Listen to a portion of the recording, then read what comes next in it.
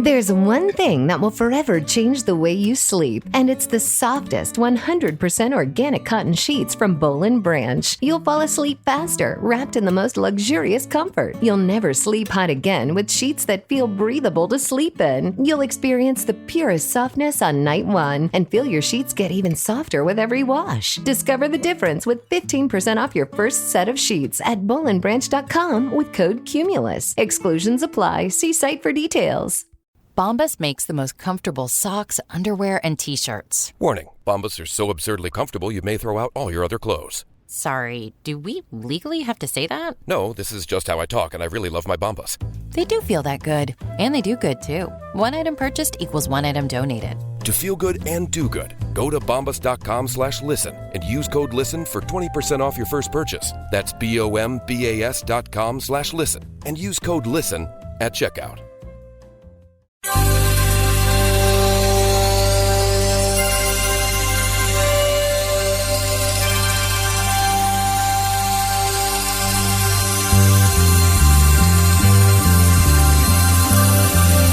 It's the Bob and Tom Show.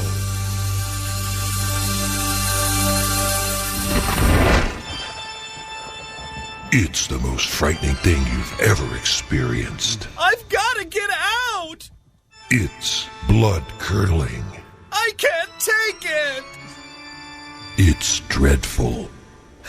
No! It's the haunted economy. This is no run-of-the-mill haunted house. This is the haunted house of representatives. Hi, I'm Nancy Pelosi. See a bear named Stern. A lynch named Merrill. And watch out. Don't get crushed by the cascading golden parachutes. And no haunted experience would be complete without an appearance from Freddy Krueger? No, Mac. The haunted economy. No one will be seated during the attempted sale of the unwanted mortgage-backed securities. The haunted economy. Admission is only $700 billion. The haunted economy. Get a 99% off coupon at participating Lehman Brothers locations. Get your skinny little assets in here now. Hey, good morning. Good morning. Good morning. How about you? Yeah, babies. It's the... Baby. He loves to say, he loves a baby. Well, because coming up, of course, it's a special edition of Sexy Time, baby. Yeah. You okay? It's the Bob and Tom Show. Hello, Jessica Alsman. She's Hi, in Chick. for Christy Lee. There's Pat Godwin. Hello, I'm in for me. And that's a rarity. You're your own stand-in. I did nothing. I know. There's Josh Arnold. Hey, chick. Hey, there's Ace Cosby. Manning the track phone hotline hot phone. There's Willie Griswold. Baby. The understudy for Pat Godwin is Pat Godwin. Babies. I'm Chick McGee, and here's Tom. I've got an unusual story out there today about people waking up and how they feel the minute they wake up. Interesting. Yeah, kind of a scientific thing. I'm not worth a darn until I get in my shower. You know what I had this morning, Chick? I had that I wake up and I think I've got 2 hours to sleep. Oh, yeah. And I look at the alarm and it's 5 minutes before I'm supposed to wake up, so I just wake up anyways. Yeah, I hate that. Hate it. Nothing's better, though, when you wake up and you think you've got to get up and you look and you've got 3 hours left. You got 3 hours. Oh, that's beautiful. That does seem anything less than 2.5, 3 hours. I can't go back to sleep. I just get up. Really? 2 hours? Oh, come 2 on. hours. Oh, I Yeah, can, yeah. No. Yeah. Wow. Then you waddle to the bathroom and you have to do that thing. You need a trapeze to get things fine. Oh, sorry, Jim. Not you. Okay, you looked right at Josh when you said waddle to the bathroom. Well. He's getting his papers ready. The man's just straightening his papers. This is a recent study. 1 in 6 adults report feeling stressed out the moment they wake up. Yeah. Boy, that's brutal. Yeah, that's a little rough. That's what this show's for. We're going to de-stress you. To remind you you're feeling stressed out? Yeah, sorry about opening with the thing about the economy. Do you ever do the afternoon nap and you forget what year it is, and you wake up and the sun is like half up and you think you're late for work? Oh, God! That'll scare the hell out of you. Yeah, I think we've all done that. Do you know the longest you've ever slept? I know very specifically. Oh, what was it for you? I had returned from a very lengthy airplane flight. Here we go. From Milan, transporting your sister's cats from Venice. Small shots of... If you want the details... I would, yes. Dogs I just purchased in Milan. I was in Paris. I was interviewing the great photographer Henri Cartier-Bresson. Here we go. Henri. Just say Henry, you jerk. Oh, wait a minute. We have further comments from Henri. There he is. There he is. Very artsy-fartsy. Yeah, thank you. Thank you, Henri. I'd stopped in New York. Artsy fartsy. You hear that? Sleeping wasn't in the program. Anyway. Yeah, but I woke up at 5 in the afternoon, and I thought it was 5 in the morning, and it would just I'd been asleep for like 20 hours. Nice. Here's that was the greatest sleep of all time. How about you, Chick? I used to be able to. Well, this is when I was 23. During a legal entanglement, I'd go home about 11 Eastern and sleep till 2. And then wake up for a couple hours and go back to bed at like 6. Unaided by pharmaceuticals? Unaided by pharmaceuticals. Just that's clinical depression. Just a lot of static. A lot of noise anyway, in the head. Now I can't sleep longer than like 20 minutes. I automatically wake up. You need to go see a doctor. Which most times is a dog pushing her nose against my hand or something. But yeah, okay. Wake up. I've got a new puppy, as you know, and I know you do too. Yes, my puppy's only 8 weeks old, and she sleeps 20 hours a day. Yeah, that's supposed to be. That's normal. But you'll be carrying her around. She's got those ultra sharp, spiky teeth and stuff. Nice and fresh. And but she'll be jumping around, running around, and you pick her up, and all of a sudden you realize she just fell asleep. Oh. I wish I could sleep like that. In any event, here's this study: 30% of people when they wake up feel like they don't want to get out of bed. That number seems low to me. 66% of people say they're so tired in the morning they sleep straight through their alarm clock at least twice a week. Wow. Sleep through it. I can't. No way. I saw a friend of mine, like I set an alarm for 4:30 or whatever the heck it is, and it's just one alarm. A buddy of mine has like 10 alarms. That's me. Like 4:30, 4:35, 5 o'clock. It's just nuts. I had a roommate that did that. I wanted to murder him. Have you ever had the girlfriend, the partner who sleeps in bed with you, and they snooze the alarm while you're in there with them, and they have to wake up for work at 3 a.m., and it's 3 a.m., 3:05, 3:10, 3:11, 3... You got to space them out, though, like 3, 3:03, 3:06. You got so your you own do room. that every 4 minutes, 3 minutes. So you're one of these crazy people that does I am. that. Because I will not even knowingly just turn it off if I don't set a gazillion. Do you have a traditional old-fashioned alarm clock that you can keep across the room? It's in the other room. Or are they all in? But I don't use it. I think part of the problem we have now is that everyone's using an iPhone or a cell phone or a smartphone, and it's right there in bed with them. So then when they do wake up, well, I guess I'll check and see what's going on with the Associated Press, and the next thing you know, you're reading, and that's not good. Don't do that. No. Yeah. Checking your phone right as you wake up. Yeah. The absolute last I know thing, most people do it, but don't check your 401k. Again, I apologized once already for opening up with the bit about the haunted economy. Good morning. We're trying to get people to feel good when they wake up. Why are you sobbing? What's going on? Oh, look, the statistics just changed now. 1 in 5 adults report feeling stressed the moment they wake up. But you have your things that help you out. You got a show you turn on. You got the coffee that helps you out. See, that's the thing. I don't have a show I can turn on that I enjoy. Why don't you listen to smooth jazz? I know that's what I do during sports. Yeah, there's nobody around here. Nobody. Oh, hey, that's a good show. No. I went to the doctor. He said, listen to the great Chick McGee. And I said, but doctor, I am the great Chick McGee. I got that. I had a guy doing my deck. And I said, hi. You need to clarify. He's redoing my deck. He the comes deck over. outside your house. It's a contractor. Yes. He's the deck came out a white male in his 30s. Is that enough setup for you? No, deck was the problem. You thought I said dick? No, he didn't. He's just making a gag out of it. It's kind of a fun angle. What do they do? That's a sickness. Yeah, I had that done. I had the reduction surgery You're done. Thinking that. Fortunately, I was able to donate. There's an organization that's kind of like Locks for Love. Oh, yeah? but it's a slightly different spelling. So does it rhyme? Anyway, Doesn't rhyme. I said, "Hi, my name's Chick, like chicken," and he goes, "Oh, I don't know of any chicks other than the radio guy."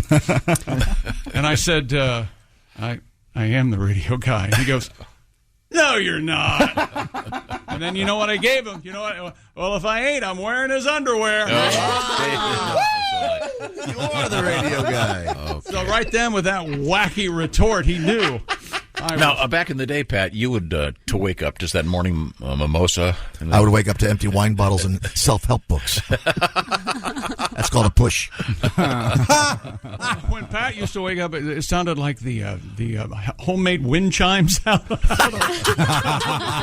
Bottles All the rattling. bottles clang, clang, clang, clang, clang. I'm up. Oh, sounds like a storm. Sure hope that bottle isn't my piss. See, I'm having fun. And all of a sudden, he crapped his pants. Is the term wake and bake still a thing? Where Oh, yeah, 100%. I forget who it was. Yeah, the actor Tony Hale, who played Buster in Arrested Development, he doesn't smoke pot, but he went to a bakery, and they had wake and bake shirts, and he was wearing it to yoga and wearing it to pick the kids up from school. And another parent goes, wake and bake. Oh, I love muffins. And he goes, no, man, that's a weed thing. You can't do the wake and bake. Oh, boy. It's fun. I don't do it anymore. Man, I wish. That'd be a terrible show. I come in here high, I get scared, I get sweaty, have no fun at all. Yeah. What's the earliest you've been drunk in your history? Oh, it'd have to be doing the show. We've done a couple shows. Being drunk on the show? Yeah, we've done a couple times, but yeah, as a general rule, that's not my thing. So 7 a.m. on a Saturday doesn't count? Okay. It counts. Sure. Oh, yeah. And I don't know what CVS bug got up their butt, but they don't sell liquor until 7 a.m. Do you know that? I don't. I think really that's know an that. infringement of my constitutional rights. I'll drive to Ohio. You're all good. You know this, Pat. Oh, I know it. Maybe move to Vegas. So what do you have to do? You have to shoplift. That's exactly right. They force me to shoplift. You get yourself a nice hoodie. And Yes. Right. Yes. My CVS story is much more boring. They have the self-checkout now, which I love. Yeah. I'm doing the self-checkout. All of a sudden, the thing rings, and it calls over the lady to help out. Were you happy you had someone to bother?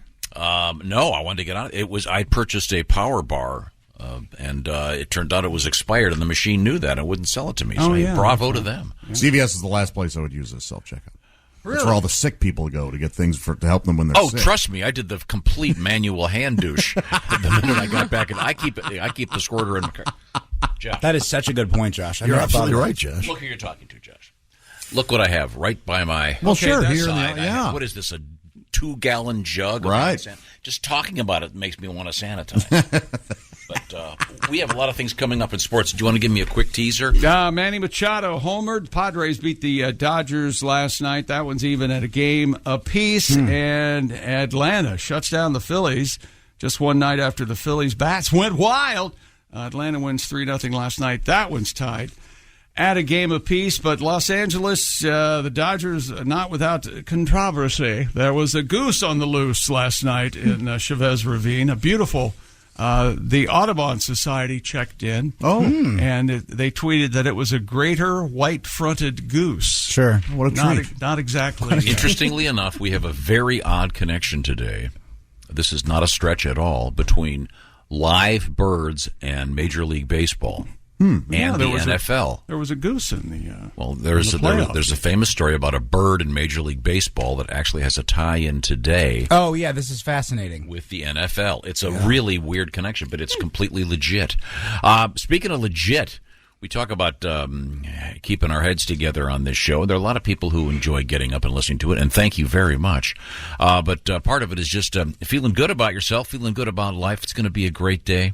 As the guy at my camp used to say, they'd ring the bell and go, "It's $1 million morning." It may not be $1 million, but it's going to be a good day. Shut up! Go back to bed! Again, you're not helping. And we're coming back because you caused this yesterday. You did the previous days, today in history. So you had to do yesterday. So it ran over at the end of the show yesterday. Again. Consequently, we have to do things we learned today when we come back from yesterday. Okay, good. Okay, I like that idea. Okay. It's very, very, very good. Thank you very much. All right. This is the Bob and Tom Show. Hey, welcome back to the Bob and Tom Show. Christy Lee on vacation. That's Jessica Alsman at the news desk. Hello. There's Pat Godwin in the performance room. Hey, chick. He's the man in black today. All right. He's got the black button-up Oxford cloth, I'm guessing. Oh, very fine fabric. Nothing but natural fabrics. There's Josh Arnold. Hello. In a flannel. There's Ace Cosby. Remember that idea I have for a new feature? What are you wearing? No, it's called Yes, We Know This Is Radio, where you go off on some yeah. totally visual tangent. Who are you wearing? Sure. Well, check Ace out. We're He's on good. YouTube, baby. There, thank you, Ace. Yeah. Tom, do you not remember the intros you used to do? Well, let's go by hair color. Let's go by eyes. I'm not being critical. I'm just saying we should acknowledge it with a proper introduction. And now, yes, we know it's radio. However, Ace is rocking the Henley. A couple of buttons undone that says "Ladies, come on in." Yeah. Oh. Are you walk-ins available, welcome? Ace? Are you available? You on the market? Single. Single, right, ready to Ace once again a single man. Mm-hmm. Ladies, and by the way, I understand there's a coupon. Oh. I bet you are one of those guys for Valentine's Day. You give her coupons for a Never hug or a back massage. Never done it. Never used a coupon on a date. There's no way I can check is that a bad idea? It's a horrible idea. It's like a giant piece of paper you have to pull out. Hold on, I've got to. Oh, I got a Groupon. Groupon here. I Groupon dates before. Are you kidding? Oh, dude, and then you just admit it. It's like, hey, man, I found a Groupon. It's awesome. We both get dinner for it's going to be killer. Well, And it was always fun. Saying it up front is, I think, classy. Yeah, they didn't care. But where at? Like a Red Lobster or somewhere super nice? Red Lobster is super. Well, I know. It's a birthday destination. Or like a giant steak dinner. You know? It was a nicer. Well, it was welcome, dim lighting. Welcome to Sardi's. Sardi's is real nice. I see you have the Groupon. I know. I used one last night myself at 21. Well, Josh is far too modest, but he is on. You're on a preferred list at Red Lobster, I believe. That's right, and I get the newsletter, the fresh catch, sent straight to my email. That's right. Mm-hmm. Well, I winter in Cheddar Bay. Of course. Yeah. He has property on Cheddar Bay. That's It's fine. beautiful. I opened up a house welcome back to the last show. weekend. That's Willie Griswold. Hi, Willie. Hey, man. I'm Chick. Here's Tom. So, Willie, today when a chick walks in, and check local listings, it's kind of fall-like, climate-wise, where we are sitting right now. Chick walks in and It's fall. It's fall. It's fall everywhere. Right. Well, It's back fall. up. Everybody knows I'm it's not fall. sure on the seasons. Can you walk me through that? it's not necessarily fall-like in Key West, if you see what I'm saying. The point is, chick walked in, and what did you say to him exactly? I said, Chick McGee, you are built for fall. He's got the 3/4 zip on. He's got the Got the heavier sweater. I got the suede the leather. jacket. I was layered up this morning, and I did a model pose for him, and I thought Willie was going to cry. He was laughing so hard. Chick, the fashion model thing where suddenly he's looking around, then he looks at his watch. Oh, very good. He was unbuttoning his shirt like right. an old boat captain. That's like, right. Aw. I've been at sea for quite a while. Haven't had any poons for a long time. But some of the catalogs, Those a lot of manatee are mighty forgiving, though. A lot of TV commercials now. They're showing people from all walks of life, all sizes. I've noticed a distinct lack of white people in commercials these days. Straight white males seem to be in less commercials than they used to be. I think we're still doing pretty good, though. Things are still pretty good on our side of the street. There's not too much to complain about over here. We're doing all I right. want more straight white males in commercials. I think we'll be okay. I mean, back in the day, straight white males were doing tampon commercials. We're not going to let women do anything in this world. Isn't it time you let your wife have a period? More white people. Remember that in Mad Men, the story that's about the advertising in the 60s? One of the wives went to a therapist, and the therapist wouldn't talk to her. That's right. Would only talk to the husband. Husband and the wife's diagnosis and all that. So the husband would tell her all about it. It was nuts. Yeah, that's all real. Yeah. But my point is that there's a diversity not only of various ethnicities, however you want to call it, but also of sizes and shapes and Sure. and age. and I can attest to this. My sister is a well-known fashion model in Europe, and she's been on the cover of a magazine in the last couple of years, and she's what you would call an old lady. But it's not, it's not just nubile youth in the new issue of Almost Legal or whatever the hell that. Well, they certainly Almost Legal was shut down. Barely. Almost Legal is illegal. Right. That's the fun thing about the murder is almost legal. So what is it called? It's called Finally Legal. Barely. Yeah, that's a nudie barely. magazine apparently. No, but I'm just saying there's a diversity. So what we're trying to say, Chick, is with your look. And let's face it, you're one of these guys who's gotten more handsome as he's aged. Well, I don't know about that, but thank you. Wouldn't you say that's true, Halsey? Yeah. Chick has that distinguished gray beard. It's a fine wine, ladies and gentlemen. Yeah, and I get Sean Connery a lot. I get a heavy George Clooney a lot. Very, very heavy. As Tosh said, it looked like Clooney's been stung by every bee that ever existed. That's funny, Daniel. Real funny, bud. But my point being that you could be modeling those nice clothes you're wearing. I would you love could be a shoe model. Hell, you got more shoes than. There's nothing good looking about my feet. No, but you're wearing shoes. No one cares what your feet look like. I bet there's somebody out there who's interested in what your feet. Anyway, with this diversity, they don't have. Certainly don't have overweight people in your world, right? I'm saying that's my whole point. Whatever your height. You know weight, what though? People of all stripes. Advertisers that what they can't get past is having a fat person in a fast food commercial. They still can't do it. Well, They don't. You're right. Because they don't want to. If you eat our food, nobody fat eats our food. Yeah, that's how you get fat. It's the same reason you don't see a commercial for Budweiser with flashing police lights. I'm just saying. And a chalk outline of a guy whose head's been lopped off going through a windshield. That's a little while drunk. No, I get, Josh, your point is it's always like cool teens wearing light jackets and they're breakdancing in the parking lot while they're eating McDonald's. Well, they want to make it appealing. It's all well. Have you ever had McDonald's French fries? You know how delicious they are?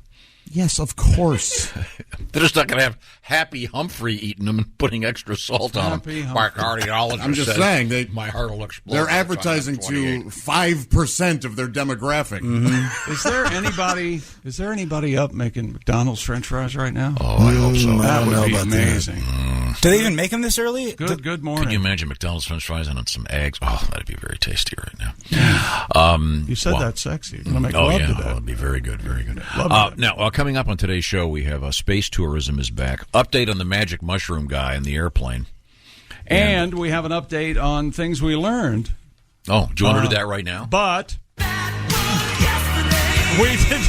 we didn't get a chance to do it yesterday, so time now for what we learned yesterday on the Bob and Tom Show. Okay, good. We opened the show with history. Tom went over, of course, with Today in History. He felt strongly that there was some things we had to catch up on. So that's how we got behind. So the whole show was behind. But we opened yesterday's show with Yesterday in History. So that technically would have been Tuesday in History. Angela Lansbury passed away yesterday at 96. Still no one being questioned. I guess technically 2 days ago now. 2 days, right? yes. Yeah. The new Her series, and the Queen. the new series Obituary they wrote. Oh, Ace Cosby did finally get around to watching the Raiders loss to the Kansas City Chiefs. Tough loss. Tough loss. Donnie Baker has a cricket in the house. He's using Cheese Whiz as bait. I don't know if you remember that part. Pat Godwin sang a song about Josh and what he eats. Cheetos. Keto. No, it was about keto. It was Keto about the diet. keto diet. Keto. Oh, was it Ketos or Cheetos? Well, Cheetos was in there. Cheetos was in there. Yeah. You want to do it again? I love that song. I could do it again in a little bit once I get it up. Not Get get what it up? Wow, we all like Josh too, but I don't have to be erect to enjoy, No, it says Pat enjoy be his erect and comedy. sing about me. Now, Josh, you have a big event coming up. Now that while I stall, Pat, I got it. No, first of all, this weekend, Saturday only, the Ho Chunk Casino in the Wisconsin Dells. What a great reason to go! They call it the Chunk. You've got your Willie G, your Patty G, and your Josh G doing some great live stand-up comedy. That's Saturday night, Ho Chunk Casino. How do you find out more about that, Josh? You can go to thatjosharnold.com. There's a ticket link there. Mm-hmm. You can also Google Ho Chunk Casino. Our names will help. And I don't know what you were asking me. Two more items from things we learned yesterday we have to get to. First of all, number one, Josh used to practice throwing popcorn into the air and catching it with his mouth using a marble. So funny. Hey, here's a spoiler alert. He swallowed the marble. Yeah. And did we ever hear from anyone of scientific background saying if that marble's still in there? No, I haven't seen any. What are marbles made of? Are they made of plastic or Glass. glass? Glass. So because it's so round, your body probably shot it out? What do you mean? It may have made its way through. Did it pass through the various... But not that I noticed. You mean his body's so round or the marble? The marble is so round, I'm assuming that it didn't have any trouble passing through the various intestines, et cetera, et cetera. But you didn't sit there listening for a kerplunk in the course of the next few days? I never noticed once it was either padded by fecal material or it's still in there. Still in there, Ding, ding, ding, ding. Okay. And finally, the one thing I want to take this home with you today. Tom gets Lofty Monthly. It's a publication, but he really enjoys his favorite magazine is Pretentious Weekly. He gets that. Oh, no, I'm getting the daily email. You get a daily email from him. Yeah, All right. Yeah. We also learned that a guy in Florida, I love this story. This guy's name is Paul James Sinclair, 56 years of age. As my mom would have said, old enough to know better. Mm-hmm. Allegedly walked into a Chase Bank in Seminole, approached the teller, quote, with his hand under his shirt, making the shape of a gun with his finger. He demanded the teller hand over the cash. The teller handed him $120. He fled the scene. He was later arrested. The old finger gun. Yeah. Actually, you've got to be joking, especially only for $120. But he was arrested, and of course, his fingerprints were all over the weapon. Oh, boy. Yeah, that's... Okay, Pat, you ready in there?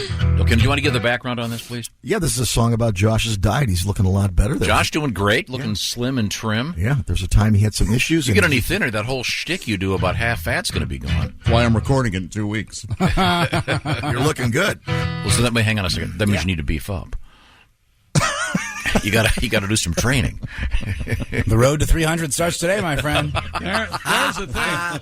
How much weight do you think you could gain in a month? Oh, dude. I tried? I just like the title of the album, The Road to 300. We're on the road to 300. See, this is like, to a quarter ton. You're going to be like Al Roker. I liked him better when he was fat. Oh, I've no doubt that'll... well, look, who knows what's going to happen with my body, but you're looking great. By the this way, is Pat. Go ahead. Can't stand I can't stand it. Joshy missed his lunch that day, so he had a snack. He ate a cinnamon twist and a bowl of cheesy mac. Had a Hershey bar and a Malamar. He could not stop. Drank down 2 Cokes and grabbed a bowl of Jiffy Pop. Started feeling bad and he knew he had to lose some weight. He said no more carbs ought to do it. No more sugar, stick it to it. I gotta lighten my load. Keto. He's for the veggies, he's for the meat. Josh, you're gonna watch what he eats. No more Cheetos. No more pizza or French fries. No more donuts or cream pies. Well, maybe one for the road. And back to keto with that big old jug of water. I do send my sincerest apologies to me? To Boz Skaggs. I see. Yeah. It's a motivational song. I think a lot of people probably trying to lose weight. They just put their name in it, and they're like, nope, I'm going to just start singing to themselves. Chick McGee's too modest to mention this, Willie, but his Boz Skaggs impression is second to none. Leader! No, wow. The thing is, there's a very fine line between Dudley Do-Right and Chick's version of Boz Skaggs singing the Lido Shuffle. That's That's one of the great albums of the 70s. Silk yeah. Degrees. The whole thing?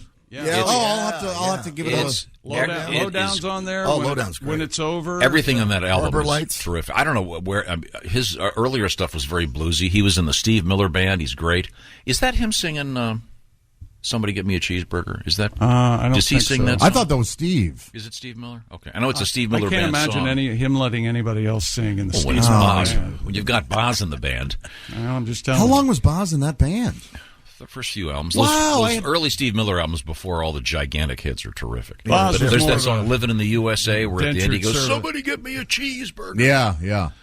I don't know. I'll have to Google that and see if that's Mr. Skaggs. I'll listen to that album this week. Silk Stockings? Is that what it's called? No, Silk Degrees. Silk Degrees. Yeah. I'm not sure what Silk Degrees means. I assume it's some. Is that like a thing a Taylor would talk about? But it's a great record. And I submit that Breakdown, Dead Ahead with Boz Skaggs, that's not on Silk Degrees, though, is one of the great driving songs of all time. What about Bob Seger's Breakdown, Take Down, Shake Down, Everybody?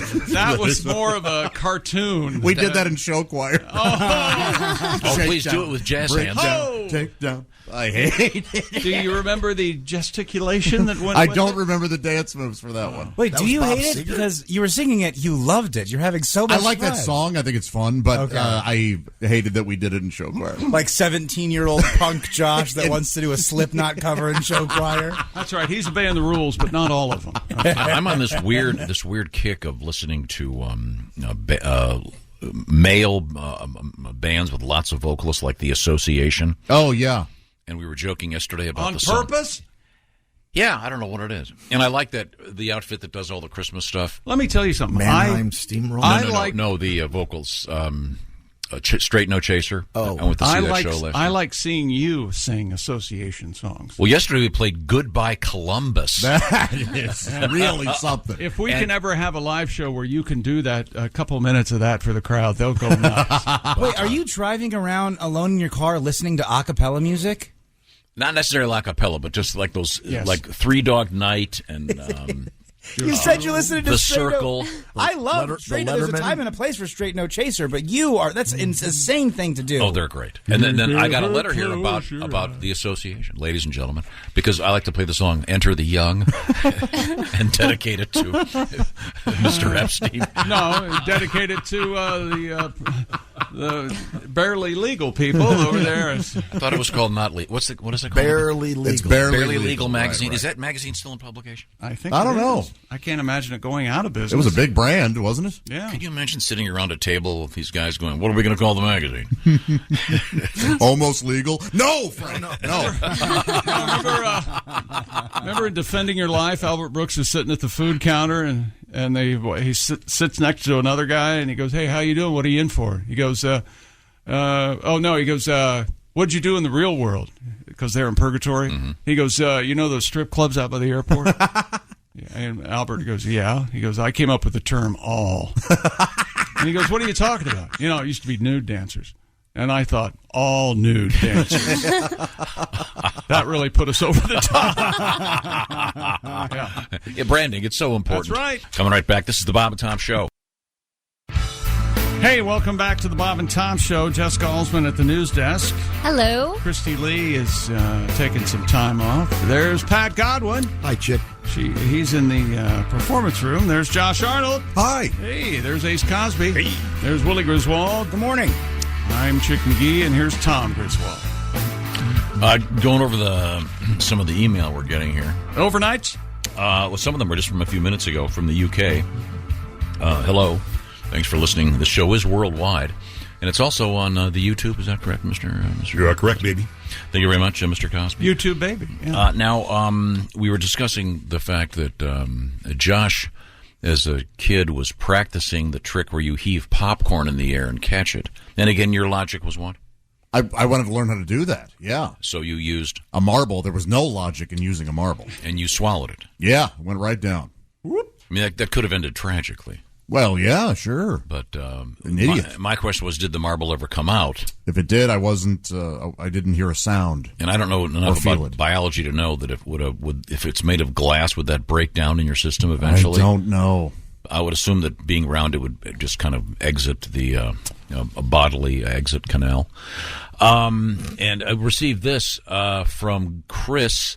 He says, how about having Josh do a colonoscopy live on the air in search of the marble? Oh, I've had colonoscopy and they did not find a marble. Oh, they probably would have, eh? I mean, if it was in the it wouldn't be in the. I mean, did you warn the doctor? No, I had forgotten about it. Just in case you see a cat's eye up my ass. Now, this is an interesting theory. This is from Sparta, Wisconsin, where Mike lives. Oh, they are Sparta. Mike kindly wrote the following. Clearly, the marble is still stuck and backing stuff up. That would explain the famous half fat from the waist up line of Josh's. Okay, clearly.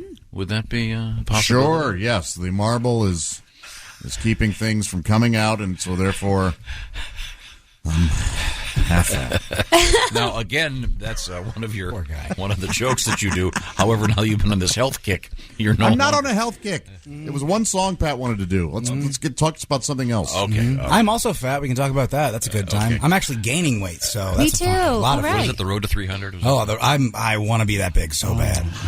Now, I want to remind you that the NFL up and running. We've got a couple pretty interesting NFL stories coming up, including a story involving a trainer at the sideline. Has anybody seen the video? I might let you take the lead on that story, because it is, really once you find out what it is, that's obviously what the guy's doing. Well, no, not even if you don't know what he's doing.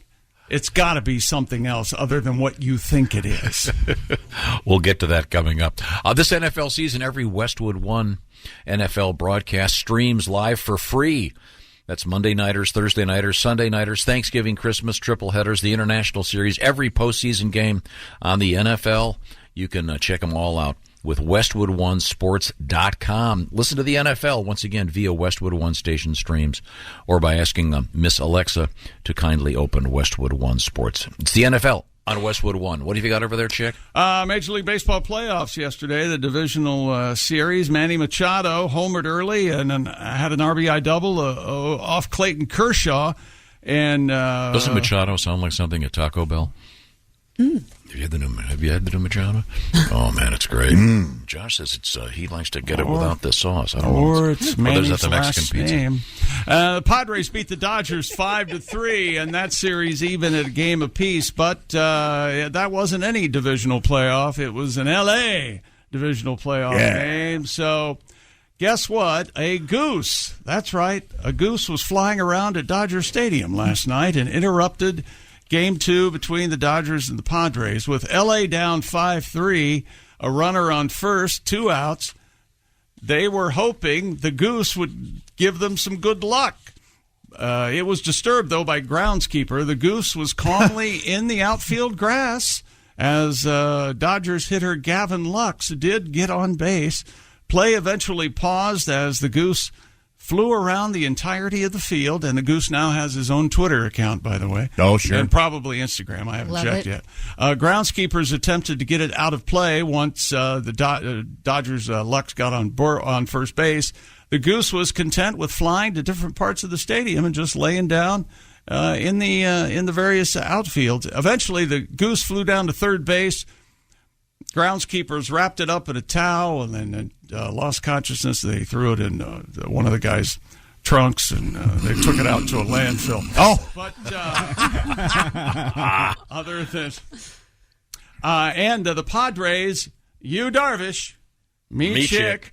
He was checked for foreign substances last night, much as Musgrove was checked a couple days ago for putting in it, doctoring the ball. Musgrove, Sally.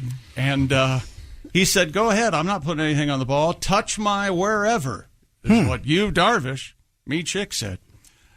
So there you go. Now we have another connection between a bird at a Major League Baseball game and a weird connection between that and the NFL coming up. Okay. Perfectly valid, not a stretch in any way. Kyle Wright threw 6 innings to outduel Zach Wheeler and the Braves, even their NLDS at 1 game apiece. 3-0. Phillies bats were alive the night before, but not last night. Rain delayed the first pitch there in Atlanta by nearly 3 hours. Wright surrendered just 2 hits. He got the win when the Braves got to Wheeler for 3 runs in their half of the 6th. This was a game the reigning World Series champs had to have after losing the best of 5. Yeah, this is best of 5, Tom. You know that. Right? Mm-hmm. Okay. And more sports coming up, including a follow-up on the world's largest gourd. We're going to have an addendum to that. And also WKRP and... Our love is alive. That's right. And so we begin. We'll talk about it. It's coming up. All right, and the association. Hello, life. Goodbye, Columbus. We have a love letter about that song. Really? Oh yes. This is the Bob and Tom Show. Hey, welcome back to the Bob and Tom Show. Christy Lee on vacay. There's Jessica Alsman at the news desk. Hi. There's Pat Godwin in the performance room. Hello. We already gotten a song out of here. Yeah. Song an hour, I say, Tom. What do Got you one say? coming up in about 5 minutes. Excellent. There's Josh Arnold. Pat sideline song. You ready? Gotcha. Okay. There's Ace Cosby manning the track phone hotline hot phone. There's Willie Griswold. I'm Chick McGee, and here's Tom Griswold. Willie's going to be managing Chick's career as a fashion model. Chick, certainly the most well-dressed of the bunch in here. I'm available for anything that pays money. Remember that. I say we start with LL Bean, and then we go to Orvis, and then we go to Eddie Bauer, and then we establish a bit of portfolio, and then we go straight to Gucci.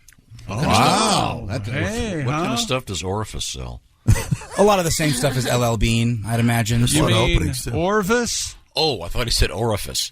That'd be an interesting line of clothing. I don't understand. Everything's got a big hole in it. Don't throw your money down a hole.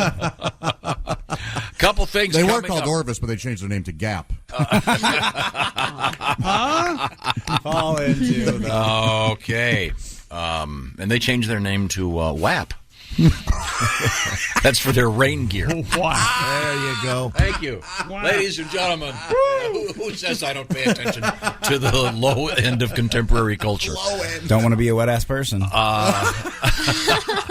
Do you know what's happening this weekend? This is very exciting. It's the Donnie Baker birthday bash at the Diamond Joe Casino, Saturday only, in Dubuque, Iowa. Nice. Are you kidding me? Wow. Oh, that's right, ladies and gentlemen. Donnie Baker live and in person. Fresh off his tour of Kid Rock's house. Anybody see this stuff? Mm-hmm. Pretty cool, huh? Donnie. Yeah. Kid Rock, friend of the show. We had a great interview with him a few years ago, and we really enjoyed having him around. Kid Rock lives in a really nice place near Nashville, and Donnie and Kid Rock hung out. But he's going to be having his birthday celebration. I doubt if Kid Rock will be there. Maybe. You never know. In Dubuque, coming up this Saturday night. While I'm at it, that's, of course, at the Diamond Joe Casino. But that's no Ho-Chunk. No. Ho-Chunk Daddy-O. The Ho-Chunk Casino, my man. Ho-Chunk Daddy-O. I like all this. Doesn't Ho-Chunk Daddy-O sound like something from a sitcom where they didn't know how to be hip? Mm-hmm. Ho-Chunk Daddy-O. They call it, the folks up there call it the Chunk. The Chunk? Are you going to the Chunk? Yeah. Oh, I'll see you at the You know Chunk. who's going to the Chunk, Josh? Yes. Who? Willie Griswold. Who else? Pat Godwin. Anybody else? Me. Oh, that Josh Arnold. Well, that was tidy. Well, that's coming up this Saturday, too. Well, isn't that nice? Who knew? We've got a little something coming up from Pat Godwin in a matter of moments. I'm very excited about that, certainly. But we have to get back to the sports desk. And I was talking about... So sorry. Could you grab that? Hello, Bob and Tom Show. Hey, Bob and Tom, it's Donnie Baker. Donnie, how are you, sir? I was just talking about Not your too birthday. good. Yeah, it's coming up, but I got a whole chunk of a headache. My head's killing me this morning. Are you hungover again? No, Tom, I've been thinking too much. And my head hurts. Yeah, that'll do it. Well, you know, just before my dart league started at Boonies last night, I made the mistake of watching that Jeopardy. Oh, yeah, that's that show. They're great. Man, them Jeopardy people are smart. And not only are they smart, I'll say it like this, they play hard. Oh, yeah? Of course, I was the same way when I was in high school. You know, I don't know if I ever told you this. I ain't bragging, but I scored a 680 on my SAT. Wow. And then I got early acceptance into small engine repair, but I passed on it because I was pursuing a black belt at Discount Karate. Oh, I can see why. I swear to God. So anyways, I'm watching Jeopardy last night. They had categories like Kings and Shakespeare's. Who cares about Shakespeare? So dumb. He's been dead for like 50 years, you know? Almost decades. Yet we're still talking about Shakespeare. I'd kick ass on that show if the right categories is on the screen. It's like categories like options on Ford F-150s. Or Buck Naked Chicks in the Porky's trilogy. Remember Josh? Nice. I swear to God. Or like famous songs by Billy Ray Cyrus, you know? Cyrus.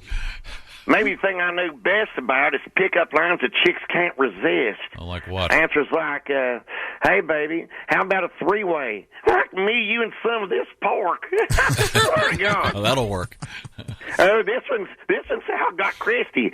You know why you should masturbate with these two fingers? Because they're mine. I put it right to her face. Worked on Christy. Yeah, then I put a baby in her. It just burns me up because I've got a bunch of smart people in my family, so no doubt it's been passed down. Though the fact remains, my great-great-grandpa was a Rhodes Scholar. Oh, yeah? Really? I swear to God, he paved most of the highways in Frazell County, Tom. Oh, roads. Okay. I could go on for days, but I'd better go. Wolfie just spilled kerosene on the kids' snacks for soccer tonight. Uh-oh. Gotta fix that. I wouldn't serve those, Donnie. I don't think that's safe. Now, we were talking off the air. I remember this moment from an NFL game. I thought it was like 20 years ago. It turns out it was 30 years ago. And you know how the officials come out and they say, holding number 72, Griswold, or what? You know, they announce the number and the holding. Well, it sometimes it doesn't go that cut and dried. This is an actual, and people will remember this, is actual NFL game between the Jets and the Bills. It was 30 years ago, in 1992, and it sounded a little something like this. Foul. Pick this up. On number 99 of the defense, after he tackled the quarterback, he's giving him business down there at the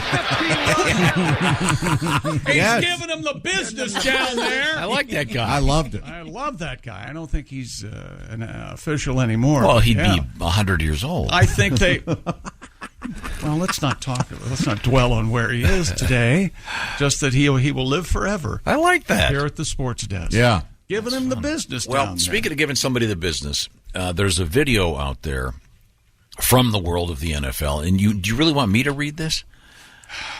I'd rather you. I'm kind of in bed with the National Football League. I don't want to come off as being negative because what if they want me to do something with them? Mm-hmm. Huh? Okay. All right. All right. You want me to do it? Well, it's Giants cornerback Darnay Holmes turned a viral mishap into an NFT. Who else has seen this? Has anybody else seen this video? No, I have not. The video shows Holmes being worked on by a trainer. Like he's in the middle of a game. Has some sort of cramp on his body somewhere. And the video is being taken from behind the trainer and the player. You see him sitting there with his uniform, but his pants are pulled down, and the player so you can see his butt. I don't know if you can see his butt. Oh, yeah. Yeah. The player is seated, I thought, the video I saw, and the trainer is working him over, giving him the business. You see the trainer's arm going vigorously up and down. I see. So it'd be easy to mistake for another activity. Yes. It looks like a... Looks like a hand party down there? Yes. It looks like an over-the-waistband handy is what it looks like. And then comically, this guy is capitalizing it by turning it into an NFT, which is bizarre. But I mean, the NFL does not have fluffers. So, but it really looks like this guy's going at it. Wow. And Pat, you have a tribute Yeah. episode? I'm watching on the TV, so far it's a bore, but now Darnay Holmes is limping, something is sore. The trainer pulls his pants down, you can see Darnay's crack. Trainer's hand is going up and down, and it looks like from the back. Jacking on the sidelines, whacking on the sidelines. I don't know if that's something, well, the refs they can call. 'Cause everybody knows that handies ain't allowed in football. Great ending. I mean, it is... okay. If you don't have to watch this, but here it comes. There it is. I mean, it really looks like he's being aggressively... Oh, I see. Yeah. It's funny. Yeah. Now, who put it up for sale? The player himself? Yes. The player. Gotcha. Yeah, number 80. So he's taking ownership I of it. thought he was seated, and that is his booty. Yeah, you can see his butt hanging out. Now, what is actually being massaged? It looks like it must be the upper thigh. Okay. Yeah, his upper quad or something. Yeah. But then the funny part is the guy doing it at one point, you can see his head, and then he sort of leans down like he's about to go to the next phase of this romantic moment. Can you see this? Yeah. Very, it looks like they're watching a movie in a movie theater, and it's the next phase, and it's fun. Okay, yeah. Now, was that considered? What would that be? Second base? Third base? That's third. No, I would think second until he starts to lean forward. No, it's hand action. That would be second base. No, second's just boobs. Second, I thought was anything with hands. What? First is boobs. I thought we were talking football. Good God! I thought first was first. I thought first. First was is kissing. Yes. Yeah. No, it's boobs, cool hand stuff, mouth stuff, then the good time. That's all. Then you historically, that's not right. Slide into home. This is a football game. This is illegal use of hands. Coming up in sports? Coming up in sports, kind of, sort of, one of my favorite BBC shows, The Repair Shop. Oh, I love that show. Is hosting a monarch here pretty soon. Really? Oh, yes. Is it King Chuck? I don't know if it is or not yet. Wow. Can you prepare my mother? Yes. Oh, no. The coffin has a chip out of it. What are you doing? No, I meant the body. Can you fix her? You went real dark. Hell yeah. Coming up, we have a magic mushroom on the airplane update. A cool thing, if you have an electric car, you'll want to hear what NASA has to say. It's very interesting. And a special surprise vocalist. Oh, wow. From my family. Okay. Coming up, this is the Bob and Tom Show. Hey, welcome back to the Bob and Tom Show. There's Jessica Holzman at the news desk. Hello. There's Pat Godwin in the performance room. Hi, Chick. There's Josh Arnold at the sidekick chair. Chick, I have a marble update coming up. Excellent. Here's Ace Cosby manning the track phone hotline hot phone. There's Willie Griswold. No marble update on my end. I'm excited for Josh's, though. I'm Chick McGee, and I have another Living with Tom story. And here's Hurricane Tom. What are you talking about? So we all kind of gravitate toward the break room when the commercials are running. We get snacks or drinks, or because this is hard work. Sure, yeah, it is. As you would say, thirsty work. It is.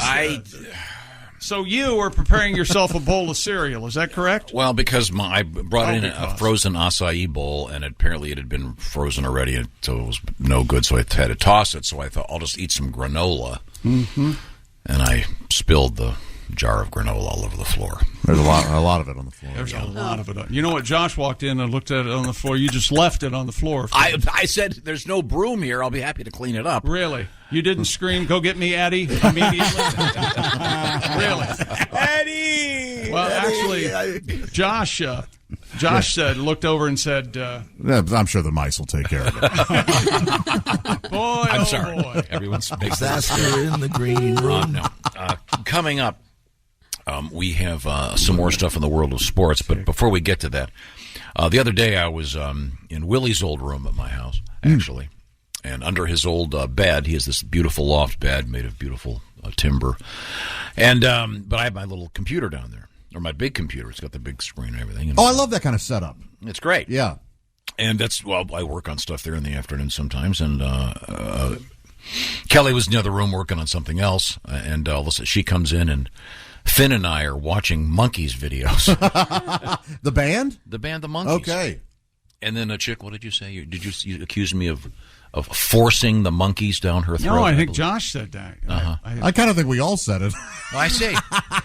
I just think you could go a little more contemporary. You could move into the early 70s or the 80s. I'll tell you what was happening. I was researching Today in History, and a few days ago it was the anniversary of the release of Last Train to Clarksville. So I clicked on it, and I was watching the video, and as I pointed out on this show, they were really phoning it in. They're barely even trying to lip sync, and it's...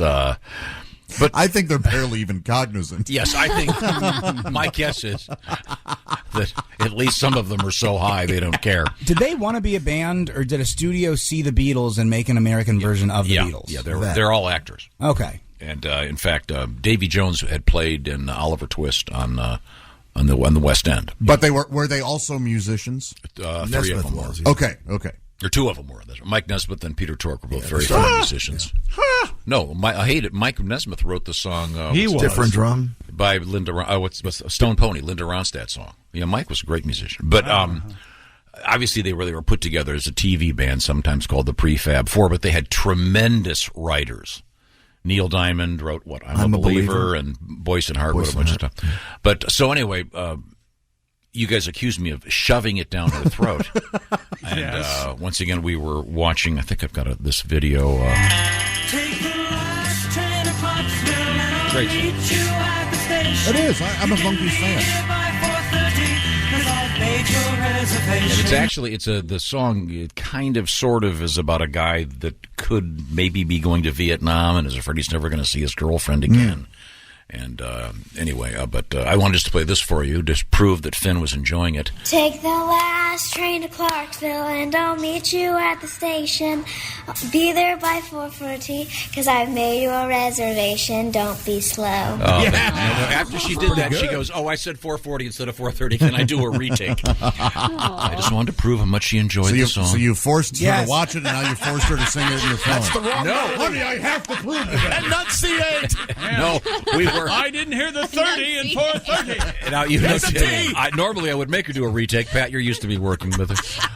No, we have this new puppy, so we were playing with the puppy in the yard, and I kept hearing Finn singing "Last Train to Clarksville." That's so cute. So she did. I'm just saying those are great. Those are great pop songs, and they're still great. Whenever the monkey song starts, the puppy pisses on the floor. That's some sort of Pavlovian issue. We're not sure how to deal with that. We've got some pictures. That's very sweet. We've got some pictures of the new puppy on the various Bob and Tom social media platforms. She's a little teeny little. They asked me for pictures of my cat. Did they put those up? I don't follow any of the Bob and Tom social media. How old's your kitty cat?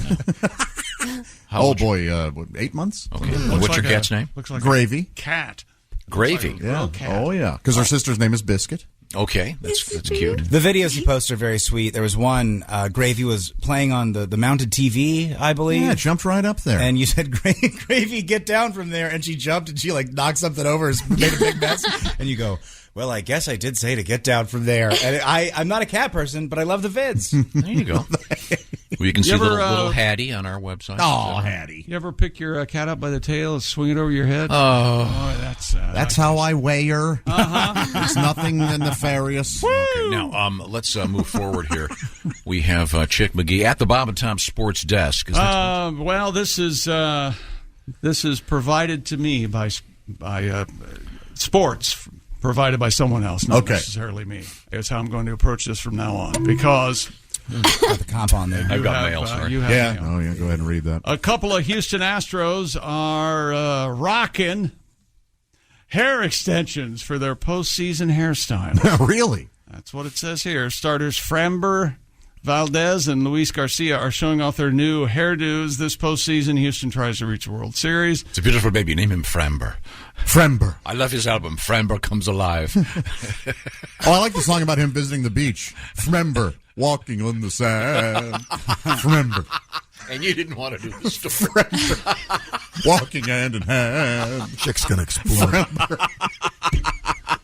Garcia opened the season with natural shoulder grazing curls this summer. What hair-obsessed individual may have sent you this sports story? I really can't say. The reason I sent it is because I wanted Chick to have to read about, if he remembers Oscar Gamble. You remember what Oscar Gamble? I don't. Oscar Gamble had one of the world's largest afros, I guess. It's described here as I love this word, I never get to use it, resplendent. Oh, really? A resplendent afro. Oh, it's good. Mm-hmm. Yeah. Listen, somebody is a frustrated writer. Listen to this.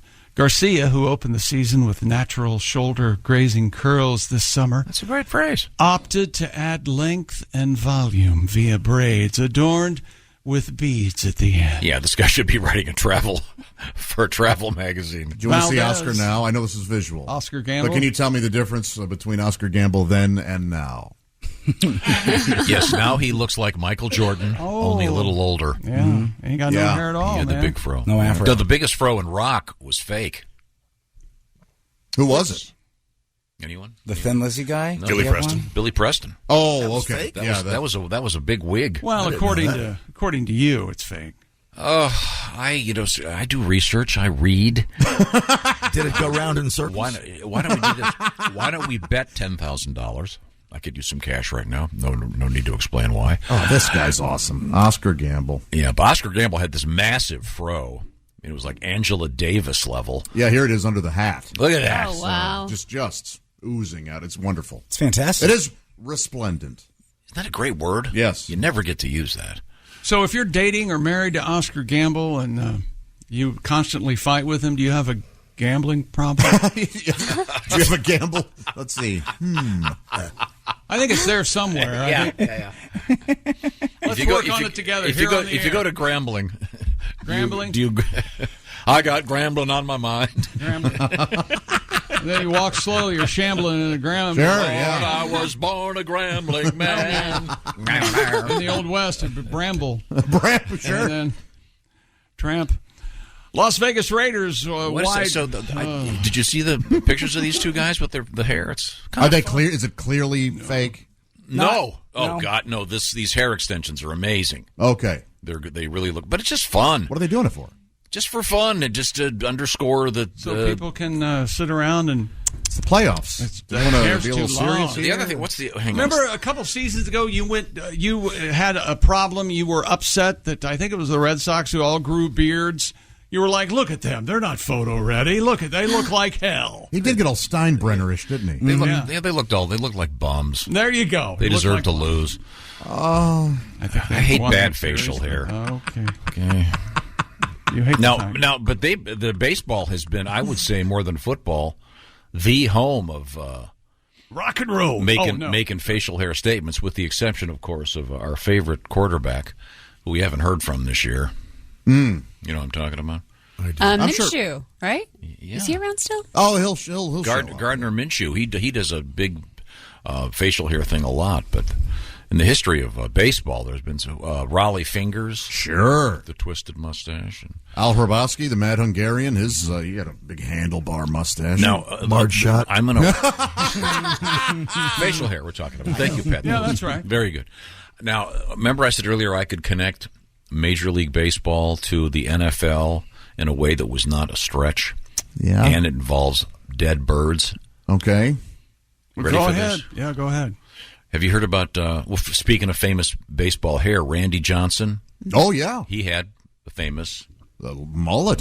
Yeah, very long hair. Yeah. And Randy Johnson is famous for what in the world of baseball? I believe it was in Toronto. Strikeouts and an amazing 22-year Major League Baseball career. Yeah. Oh, but you mentioned birds. Are you talking about the freak accident where he murdered a bird? He exploded in midair. Yeah. I mean, the bird happened to fly by just as his pitch was going. Well, Randy Johnson, he embraces that. In fact, his company is, I think it's called Dead Bird Productions. And get a load of this is what he's trying to, in his own smooth way. He said this wasn't a stretch. Major League Baseball fans have learned Major League Baseball Hall of Famer Randy Johnson is now a professional photographer. Is that right? Viral photos shared online show the 5-time Cy Young. He won it 5 times. I knew he wanted to. Cy Young Award winner in an NFL photography vest holding a camera on a tripod. He's just trying to get into the game. That's all he's doing. No, he's a great photographer.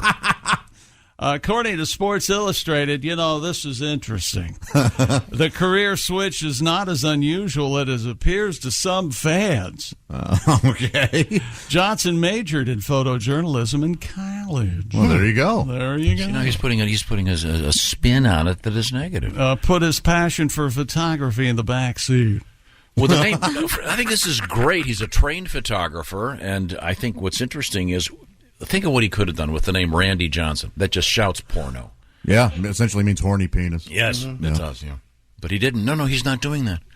He's taking pictures of NFL games. How cool! But his logo that they show it here is a dead bird. Wow, makes sense. So Remember the other famous dead bird story of Fabio getting hit in the face while on a roller coaster? Oh, yeah. So What happened? Why are we so obsessed with dead birds? Just the timing. It has to be perfect. And Fabio being a model, getting hit, having his nose broken by a bird, the irony is just there. But even like the expression "killing two birds with one stone," why are we so fascinated with killing birds? It seems to be a weird thing. I've never seen a dead bird on the ground. Have you? Of course. Yeah. We get them outside. Yeah, we get them outside this building a lot. All the time, huh? They fly I into never my, have. fly into my windows all the time. Well, that's demonic possession. They know you're in there. Is what One of that your is. dogs has never brought you a gift? A as it were? squirrel. Oh, okay. But, Cats never love a those bird. dead birds. Yeah, they do. They usually make them dead. Yeah, they love killing them. And we have a bird at Chavez Ravine in the news earlier. So see, it all ties in. Now, do you remember? I'll run this by Ace. Do you remember Randy Johnson's nickname? Big Unit. The Big Unit. Nice. And my point is, this guy with the nickname The Big Unit, the real name Randy Johnson, I think it's really nice he didn't go into porn. It is. Randy, yeah. we're glad you're an excellent photographer. Thank you very much. You could have gone south on us. I mean, The Big Unit. Would you want to watch that film? He killed If he kills a bird. Yeah. Tell you that much. He killed the bird. Las Vegas Raiders wideout Devontae Adams has officially been charged with misdemeanor assault for shoving that photographer. Kansas City, Missouri police said Adams pushed Ryan Zebley to the ground while running off the field following the Raiders' 30-29 loss. It's pretty violent, I think. He uses his arms and No, shoves he the guy. doesn't. So you must see it. You must have seen a different angle than we saw. Or you must have seen a different I see it from his left. He's walking I saw right it to from left, his and left. he shoves the guy. No, he doesn't. I need he to see doesn't that. even I need to break see that. stride. And he's walking in a clear path, and the guy does come out of nowhere. He jumps out in front of him. He kind of stops And then before he shoves hits the guy. No, he doesn't.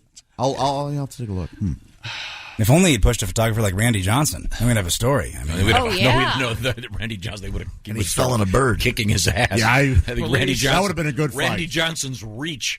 I think he probably could get a couple of Police shots. called it an intentional, overt act that caused whiplash, a headache, and a minor concussion. And my camera got joyed. oh no! Did your memory card get wet too? I don't the know. Zebley household, we don't take that sort of thing. Well, this is going to. They're going to be very careful now who they give passes to. I think this is going to reduce the number of photographers out there. I think. Oh, very well. This guy too. had a legit. He was a freelancer, right? But he had a legitimate pass. Looks like he's going to be a fine and maybe even a 1 or 2 game suspension for as you say, violently shoving the photographer. The players have to recognize There are that 2 angles. One looks bad, and the other one looks like the guy stepped in front of him. Okay, all right. Well, who knows? I just, Chick, I think we'll agree on one thing. The one thing I hate were the players that will never talk to the press, and then they become the press. I think that's fine. That never bothers me. Really, someone who was a dick the whole time he was making millions Because of dollars. when they become the press, rarely are they the guys at the, bugging them right after the game. They're commentating. Yeah. Or commenting, rather. And I'm sure No, it's commentating. from a player's POV, when they're dealing with the press, they probably deal with a former player. They'd probably rather deal with a former player. Because Yes. that guy No, knows but what if he's you're talking about. if you're a former player that was always very uncooperative with the press, and then now you become the press, you're a dick. Who would want to? You're making millions of dollars playing a boys' game. Grow up, enjoy life a little bit, and don't be a dick. To me, being only reason people watch these sports is because the press covers them. More sports coming up. No, Thank you, Tom. The people who don't talk to the press should all be fired and their money taken away. Well, What an unfun opinion. I mean, that's just not their job. That's an unfun opinion. It's the truth. What about this? Enriching dicks like this is not. People listen to us not to fun. laugh. We have dicks in the news. Oh, There's a whole Randy Johnson, dick in the room. Yes. And a We'll be right festival. back. Some of us will a be dick right back. festival. a dick festival. Yeah, some we could say Wait a we could second. call this show. Give me my calendar. I didn't see that gig. Yeah, we'll come back with more. This is the Bob and Tom Show. Hey, welcome back to the Bob and Tom Show. Christy Lee on vacay. There's Jessica Alsman at the news desk. Hello. There's Pat Godwin in the performance room. Hi, Chick. Hey, look, it's Josh Arnold. Hey, Chicky. There's Ace Cosby. Manning the track phone hotline hot phone. There's Willie Griswold. Good morning. I'm Chick McGee. And here's my buddy, Tom Griswold. Thank you very much, Shay. Hey, man. Sounded insincere. It's time now for that palate cleanser since we finished off sports. Ladies and gentlemen. Bruce, that sexy man with a deep voice. Ace Cosby, here he is with his joke of the day. In a freak accident, a photographer was killed when a huge chunk of cheddar fell on him. Oh, no. On the safe side, the people he was being photographed, they did try to warn him.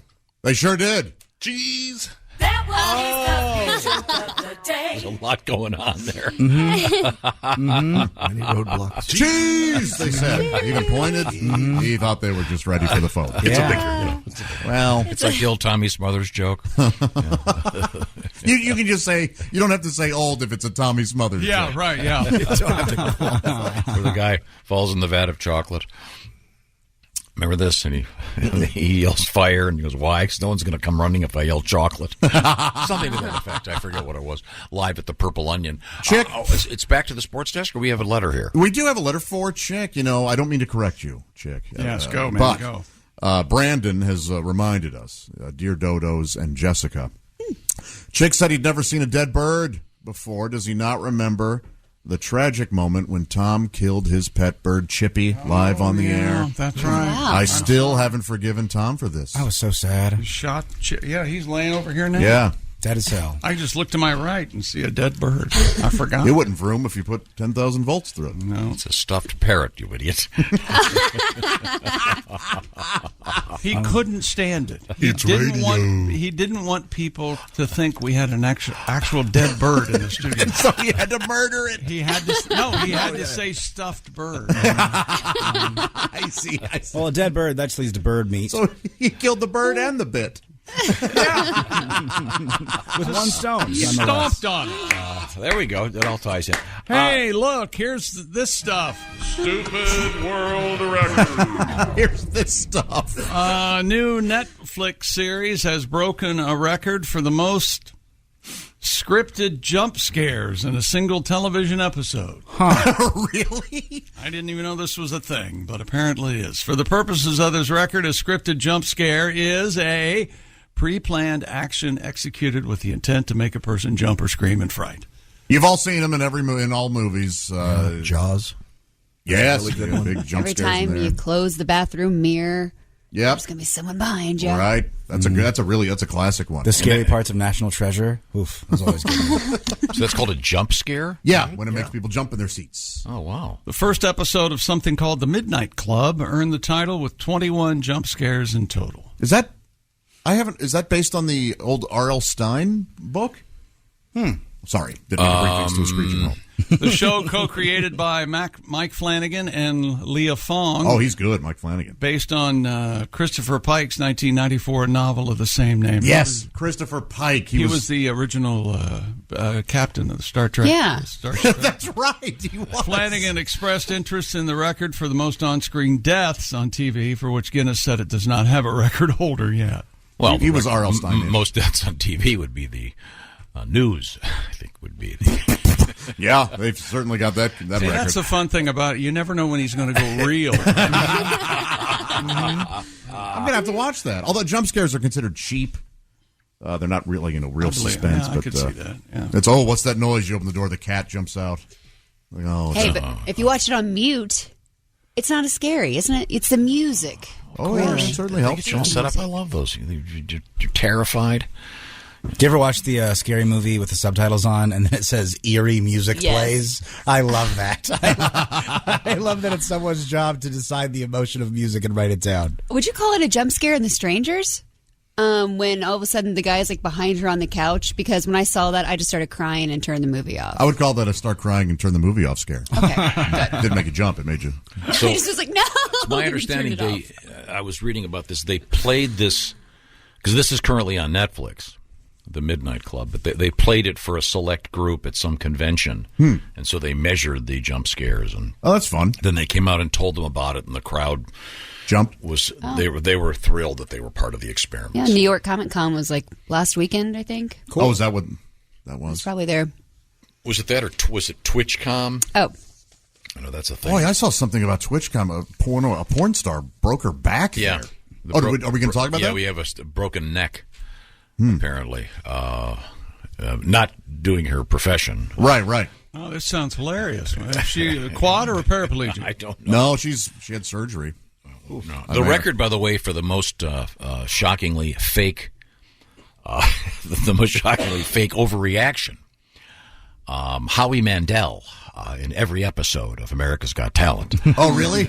Is he always just blown away? Oh God, I've never watched it. So that are the judges on any episode of The Masked Singer. Whoa! You think those are fake, huh? I think Howie's naturally amazed by some of the talent that he sees. Yeah. I think he's naturally amazed he's still on television. Oh, come on! Howie has his own jet. He's amazing. Oh no, I'm not disparaging the fact that he's a rich man. He's an American treasure. He has a show, Canadian treasure. Whatever. He has a show on Netflix where they shot it during COVID, and it was clearly in a studio, and there's no studio audience, but he's still doing jokes, and they have the canned laughter, and he turns to the camera and makes a joke, and they just throw this laughter in there, and it is the most fun thing you could ever watch. I loved his stand-up, man, when I was a kid, and Bobby's World. Mm-hmm. But don't you know? Is that sports? No, we got one more of these. Yeah, I know. Look at us. I'm not complaining about spending more time with you. Michigan farmer has broken the Guinness World Record. Of course, it comes from Michigan. The heaviest butternut squash. Wow, that's heavy. We are the 'tis the season. Derek Ruthruff claimed the record with a gourd weighing 104.5 pounds. His massive squash measured at Dundee's Pumpkin Palooza and verified by representatives. Dundee's, Tom? You call that a squash? That's a squash. This is a squash, man. Verified by representatives from the Great Pumpkin Commonwealth. Oh.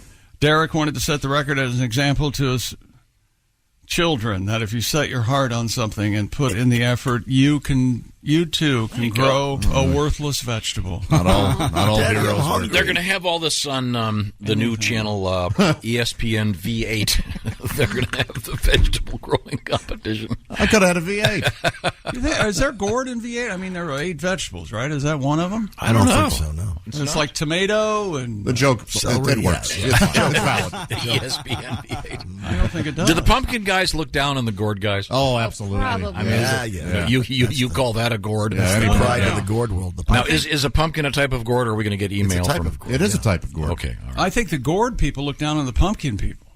Oh, really? Yeah. And I had a question the other day when we had another world record. The guy beat the pumpkin record by a few pounds. Is it possible to put a hole in the pumpkin and just fill it with extra water, or throw lead weights in like those fishing guys?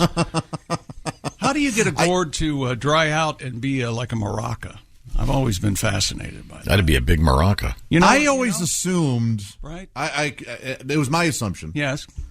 My contention, if you will, that they cleaned those out, put like needles in them or something, and then sealed them back up. That somehow. wasn't a natural progression. No, I could be way wrong. You think that they just dry out and that little stuff's in the middle that makes the shaking? Yes, I could be way wrong though. So I thought it dried out somehow from the inside. Maybe it does. Could be. Because everyone I've had that I can't see an opening in the right, and I've really examined them. I've taken some time. No, I'm sure. Okay. Well, we'll be back with more. I have to know what's going on in that. We'll be back with gourd talk coming up. I want to remind you real quickly that Saturday night, Ho Chunk, the Ho Chunk Casino. It'll be Pat, Willie, and Josh live on stage, and then Saturday in Dubuque, it's the birthday bash for Donnie Baker. At the Diamond Joe Casino. Some cool stuff coming up, and we're coming up and coming back with more cool stuff, including an update on that Twitch thing. The convention, not the fact that you may have a little hitch. That's okay. You're feeling a little goofy? Yeah. Well, you might have a twitch. This is the Bob and Tom Show. Hey, hi. Welcome back to the Bob and Tom Show. Sorry about that. Tom gets out in the woods, and I have to reel him back in. There's Jessica Alsman. She's at the news desk. Hey, Chick. There's Pat Godwin. He's in the performance room. Hello. There's Josh Arnold at the sidekick chair. Chicky. There's Ace Cosby. Hey. Manning the track phone hotline hot phone. There's Willie Griswold. Good morning. I'm Chick McGee, and here's Tom Griswold. Now, for those of you who have been listening to the Bob and Tom Show these many years, you know that Tom and I don't agree on much. Sure. However, one thing we do agree on. Dogs. Okay, the second thing we agree on is the fabulous television show The Repair Shop. Oh, it's made available from the fine folks at the BBC. I think it runs on Discovery Plus, I believe, or one of those. It's good stuff. But anyway, Jay Blades, he's the guy who runs the repair shop. He assigns the repairs to the various artisans. Brother of Jack Blades, the great Nope, musician. not at all. Don't bring a crappy band. Anyway, the repair shop is going to welcome... You can still rock in America.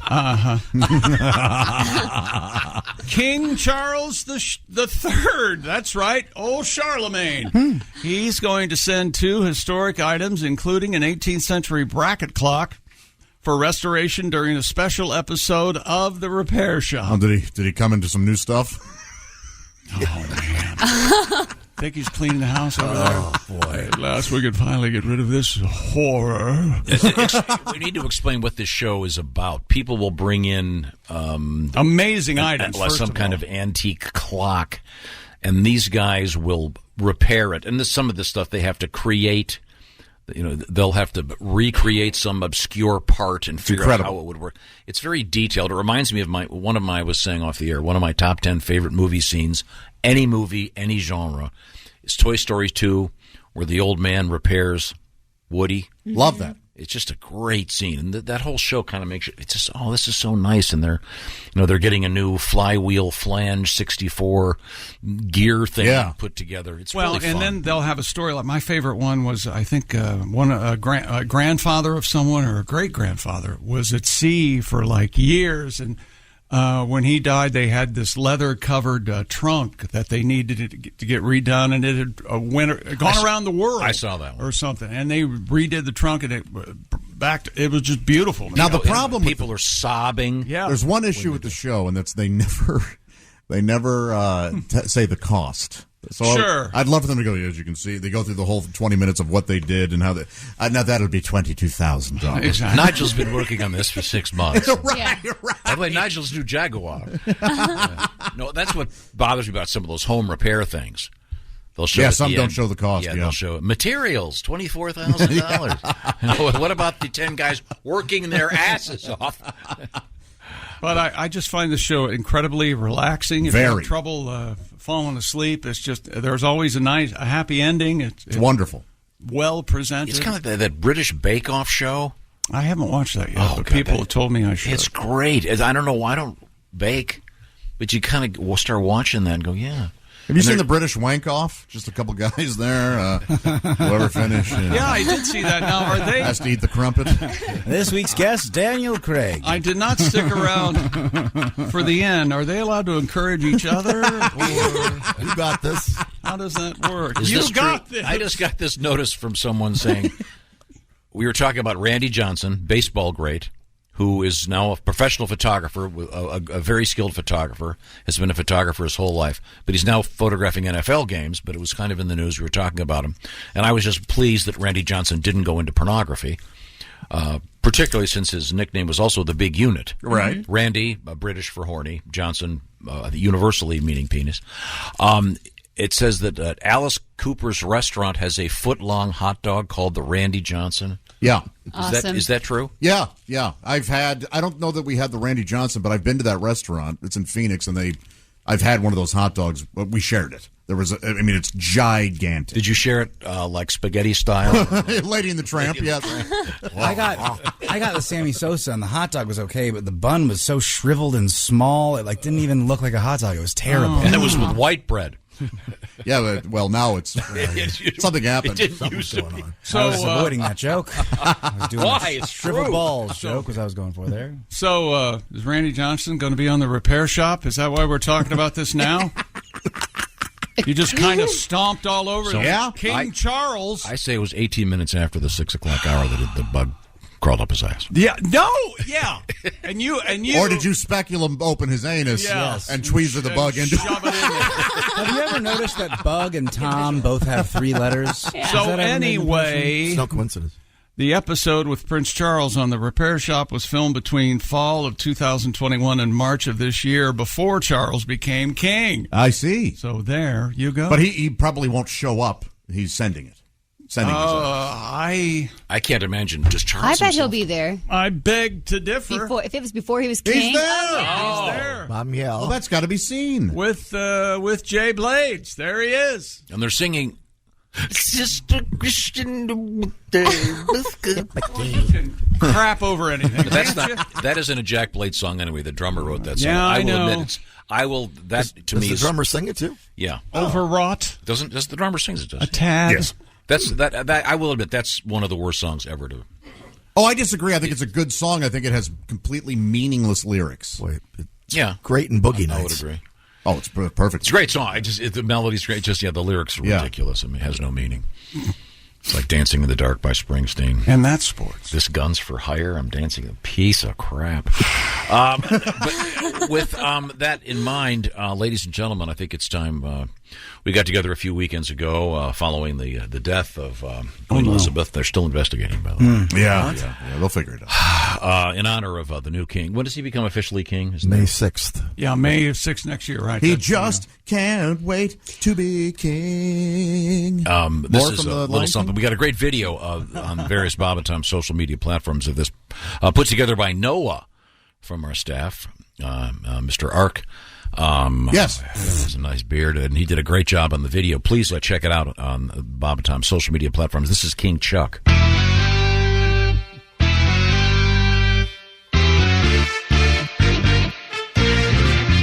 King Chuck. King Charles was a young prince. He never thought he'd be king. Finally ruling England at the age of 73. King Chuck. The Queen was his mama. Lucky Chuck. She used the Oxford comma. Born in the royal palace, hands never callous. King Chuck. Now that his mama's gone, I hope he doesn't fail. What exactly did he do as the fancy Prince of Wales? King Chuck. His teeth and ears look big and funny. Will they fit on stamps and money? Or in the royal palace, hands never callous. King Chuck.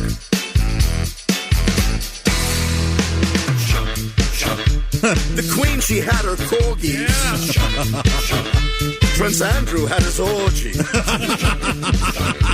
He's wild, that brother Andy. King Chuck. On Epstein Island, dude got randy. Prince Harry moved for good out to Hollywood. King Chuck. Charles loves the polo ponies. King Chuck. And dressing up for ceremonies. He wears a kilt, please don't stare. King Chuck. He's not wearing underwear. Finally gets to rule, cause he's got the family jewels. King Chuck. He married Diana, they had a castle and a villa. But all the time he dreamed about the homely one, Camilla. Couldn't wait to get his hands on Horny Chuck. Oh no. Said he'd like to be her tampon. The royal palace has the royal phallus. He's so old it won't be long, we'll have to write another song. King Will. There you go. Patty G and company. Special thanks to Matt Roush, the best man I know, and a great musician. He helped us out with that, and our apologies to Mr. Steve Martin and company and King Tut. And by the way, for those of you that don't recall, the tampon line is not gratuitous, like almost everything else on this show. That was a true story. Do you remember that, Josh? Yeah. Charles told her, texted her, or emailed. I believe there was a phone conversation. Phone. That's right. Yeah, conversation. Yeah. Would you think this would be sexy, Jessica? No. That back in the day when you were. I know the. Yeah. No. Yes. No. Obviously, he's very poor with romantic words. He was trying to think of anything to. Yeah. Woo.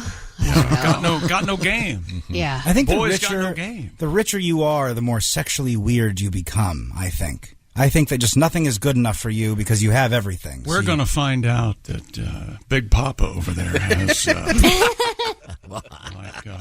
the most extensive collection of erotic flamingos you've ever seen. Right, something. Yeah. But I mean, a gentleman never tells. I've never been a porn guy. Not there's anything wrong with that. I know Josh is a big fan, and Willie's a big fan. It's never been my thing. What? You're not a fan of porn? I mean, I enjoy it from time to time. Also, I stole Playboys from you growing up, so shut up. You had a bunch of Playboys in your room. Willie, you've seen my T-shirt. It says, I bought it for the interview. That's right. And I actually believe it. You bought the subscription for 3 years for the interview? Sure. This one, Gore Vidal. This one, Norman Mailer talks about pubic hair shaving. Of course. I'll never forget that day. Sam comes to me and he goes, "You got to come into Dad's room right now." I go, "Why?" He goes, "You just got to come in here right now." And we were never the same. Wow. Yeah, change it. It'll change you. Did you guys do it back to back or facing each other? We had a bunk bed situation. He's up there. I'm down there. No harm, no foul. Did you know that you left a magazine for your boys to find? Is it? We had a subscription here we used to get everything here at the radio station. Well, you didn't have to take them home, did you? You pervert. If you know, I can't mention any names, but I imagine if you'd like to clone a certain person in this building, you can go back to Here at work. Facility. Not me. Oh, no. But that person, you would never want them cloned. Okay.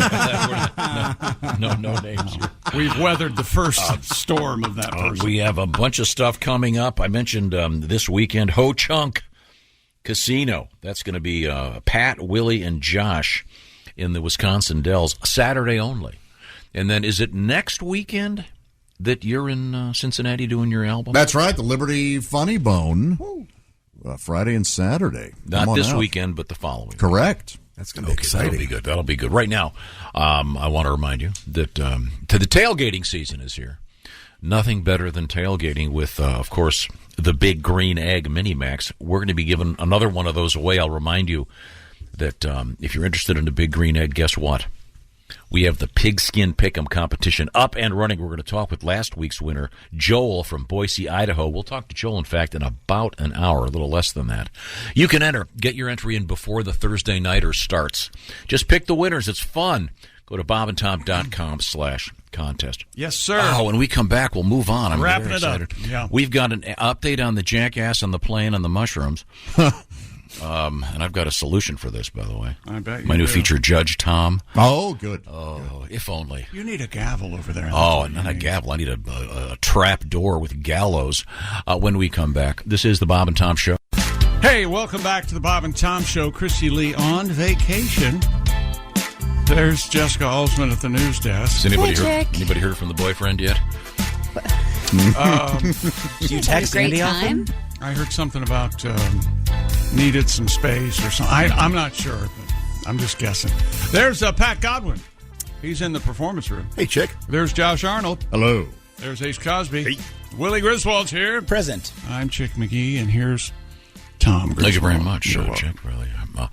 Coming up, we're going to talk with the winner last week of the Bob and Tom Pigskin Pick'em. He's Joel Mush from Boise, Idaho, one of the most beautiful spots in this great country of ours. We'll talk with Joel. He won the Big Green Egg Mini Max. You can win one, too. And Mush is the sound you drop a refrigerator on a kitten. That's what. I thought I'd reeled him back in. I thought everything was okay. We had a pleasant discussion about dog food during the break off the air. Dear Bob and Tom, Josh, this is just for you. Okay. Dear Mr. McGee and Mr. Griswold, Discovery Plus, without any warning, removed the repair shop. Oh, my goodness. No. And left us without any way to watch it. I need to verify this, but it seems like that would be something they do. Is it not on Netflix? This guy, there's only 1 or 2 seasons on Netflix. Aww. I was in the middle of season 5, and I'm very grumpy. As for the cost, the repairs, they are provided free if you're on the TV show, he says. Oh, okay. Awesome. Makes sense. Although that means King Charles will likely receive tens of thousands of dollars in free repairs that he doesn't deserve. Well, that seems to be him. Anyway. Wait a second. Urkel's on TV. Hang on a second. No, it's Al Jackson. One more. Also, can you and Tom be Statler and Waldorf for Halloween? Oh, that's very good. Strong. That's pretty good. Strong. We're joined by Al Jackson. I'm sorry that Halloween costume made me perk up. That's a great idea. Yeah. That's a really cool idea. You know, it looks like you're wearing the seat covers from my Aunt Flo's 65 Impala. What's going on there, Al? What is that? Tom, it's a sweatsuit. It's matching top and bottom. Love it. Oh. It is velour because it's always Woo Wednesday in my mind. So shout out to Ghostface for that. Ghostface killer. That's right. And so how many artists can say at the end of their career, I rapped about velour multiple times? Yeah. Al, you're not going to believe this, Al. Did I not mention velour 2 days ago to you? You did. The old joke where we grew up in Shaker Heights, Ohio, a woman would have something on. You go, she goes, "This is velour," and you go, "No, it must be felt." Then you reach over and it's very aggressive. And yes, there we go. It must be felt joke. Yeah, very, very unsavory. And then she would slug him. Yes, as she should have. Yeah. Al Jackson, former school teacher, Ivy League college guy, and one of the hosts of DBL, the Daily Blast, live on a television near you or streaming. And you guys pick on some... You just gave the credits of a man whose life has been wandering and misspent. That's what it sounds like when you had no plan your whole life and it worked out. Teacher, fisherman, TV. Al, I can probably teach you something right now. I got such a kick out of this. I'm probably the only one. Do you wear one of the Apple Watches that counts your steps? Do you do that whole thing? I bet people on your show do. Tom, I don't know how to say this and be more clear to our audience. I don't move unless I get credit for it with my Apple Watch. Like, I need those steps. So I find the watch downstairs to go up the stairs because I need those 8 steps. So yeah, I use it. So the other day we had a story. You guys probably covered this. There was kind of a happy story and kind of a sad one, but it involved the Apple Watch. I guess the new ones. I'm not sure which version it is. 14. And the iPhone 14, they have some kind of device built into them.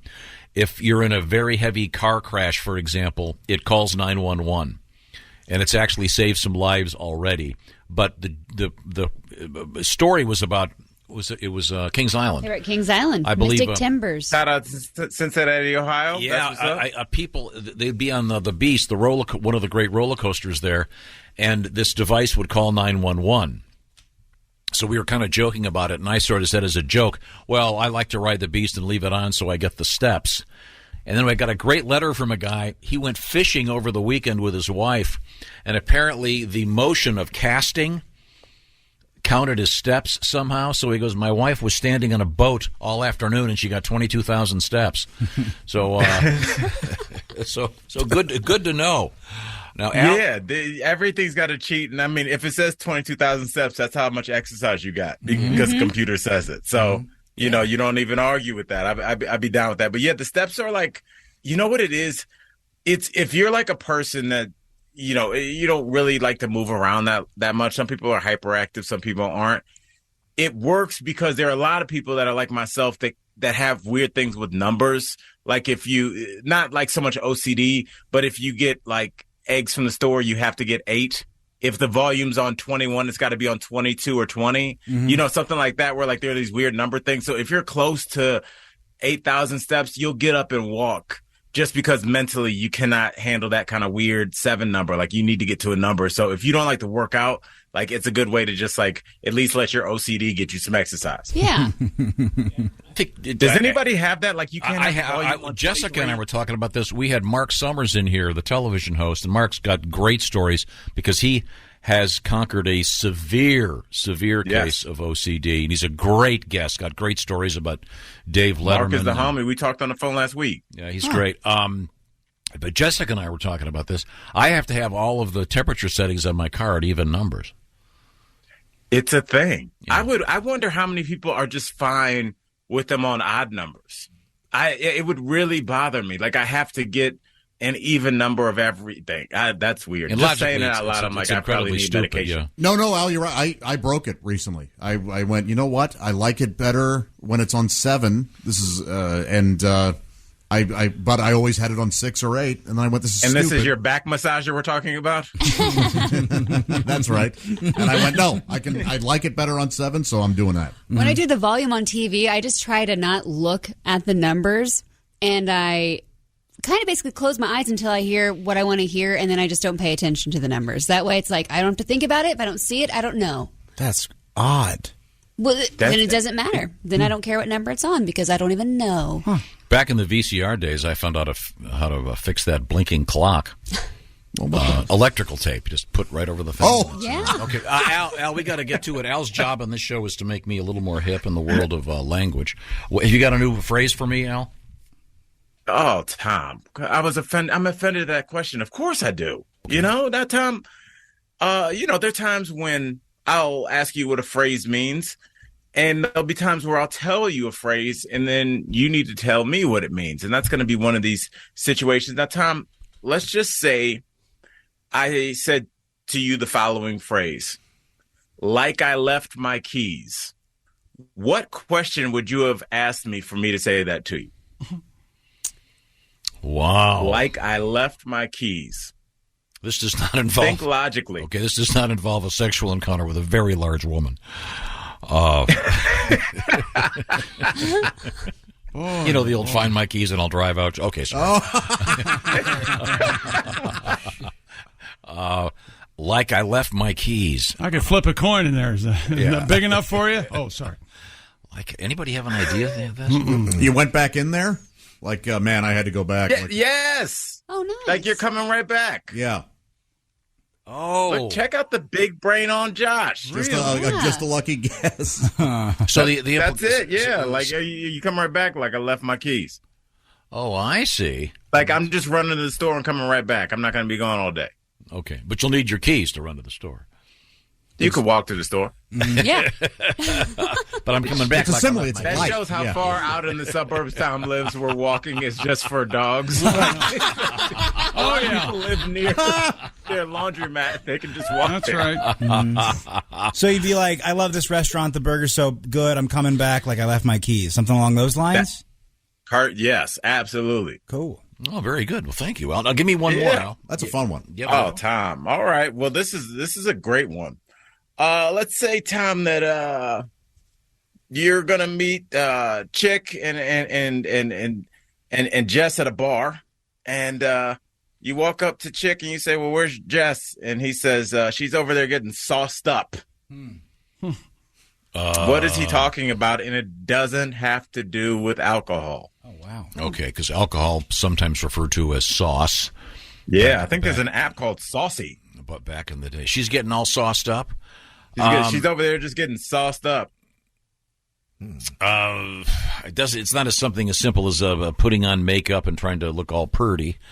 No, but that's a good guess. All sauced up. Does it mean that she's being approached by a number of men who are Tom? You hit it. Stop talking. That's it.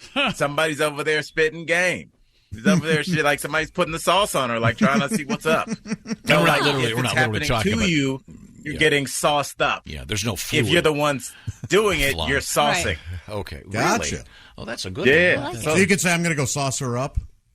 Yeah, or just like, you and Chick could be talking like, oh, I'm going to go talk to her, and Chick could be like, oh, you're going to strike out, dude. And you're like, dude, Josh got sauce. Like, you can, I see. I like that a lot. Yeah, you can use it like it's like that's like I got away with words. Yeah, So Tom, I'm not going to say under Josh's bed. His T-shirt's got sauce. It's an inside joke. I'm sorry, Al. Tom, I just need to hear you use the phrase "sauced up," doing it to someone and having it, and you being the one perpetrating the sauce. Oh, this is quite clear. Josh and I went to delicious place. Had a great lunch, and Josh went up to the salad bar, and I couldn't find him. And it turned out he was saucing up the young lady who was in charge of the ranch dressing. Oh, boy. That's a very fancy salad bar where they have one employee just over the ranch. Oh, sure. Yeah, no, it's a good place. It wouldn't have had that mean twist that I'd have thrown in ranch dressing. I mentioned that Josh is getting in shape and complaining looks about great, that at by the the way. restaurant. He's like, I go to this place. They don't even have an individual employee for an individual salad topping. I mean, what is this? What the hell? What are the Flintstones? Well, I could also use it for myself. I tell you what, I'm taking my Kelly out to dinner tonight, and I'll be getting her all sauced up, and then she'll be going, "No, you won't."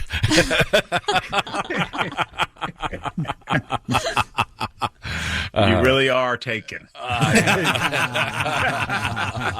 Only people get that. Al, are you on the TV today?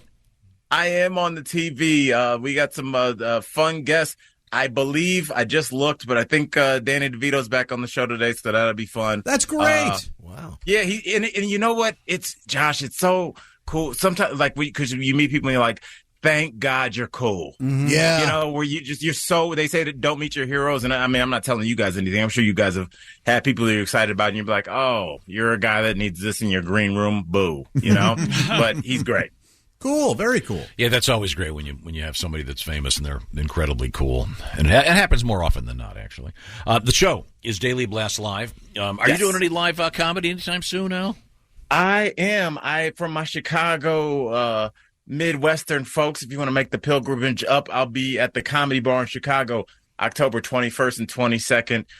So get your tickets. I'm going to record finally my post-COVID album. I've been working on it for a while, so we need to get this material done with so I can keep writing more ridiculous jokes. But yeah, so I'm going to be recording that weekend. So if you're anywhere close, come on out, say what's up. Bob and Tom people, y'all show up. All right. A lot of people talk. Now, will this That's who's at the show is Bob and Tom people, so I appreciate y'all. Will this have the breakup material? Yes. You know, the breakup material is so interesting because it's new, but it resonates so much with people. I thought people thought I was going to, they would be like, okay, you're telling a little bit of a tall tale. But I think when you're so honest, like it's disarming, like no one would make that up. So yeah, it's really effective. And it just shows how many people are in super bananas relationships where they could be like, that might have happened to me, but I dated somebody where they could have done that. So yeah, it's out there and there'll be breakup material, but there'll probably be more. In Al's defense, he sent me pictures. She indeed uninstalled the ceiling fans.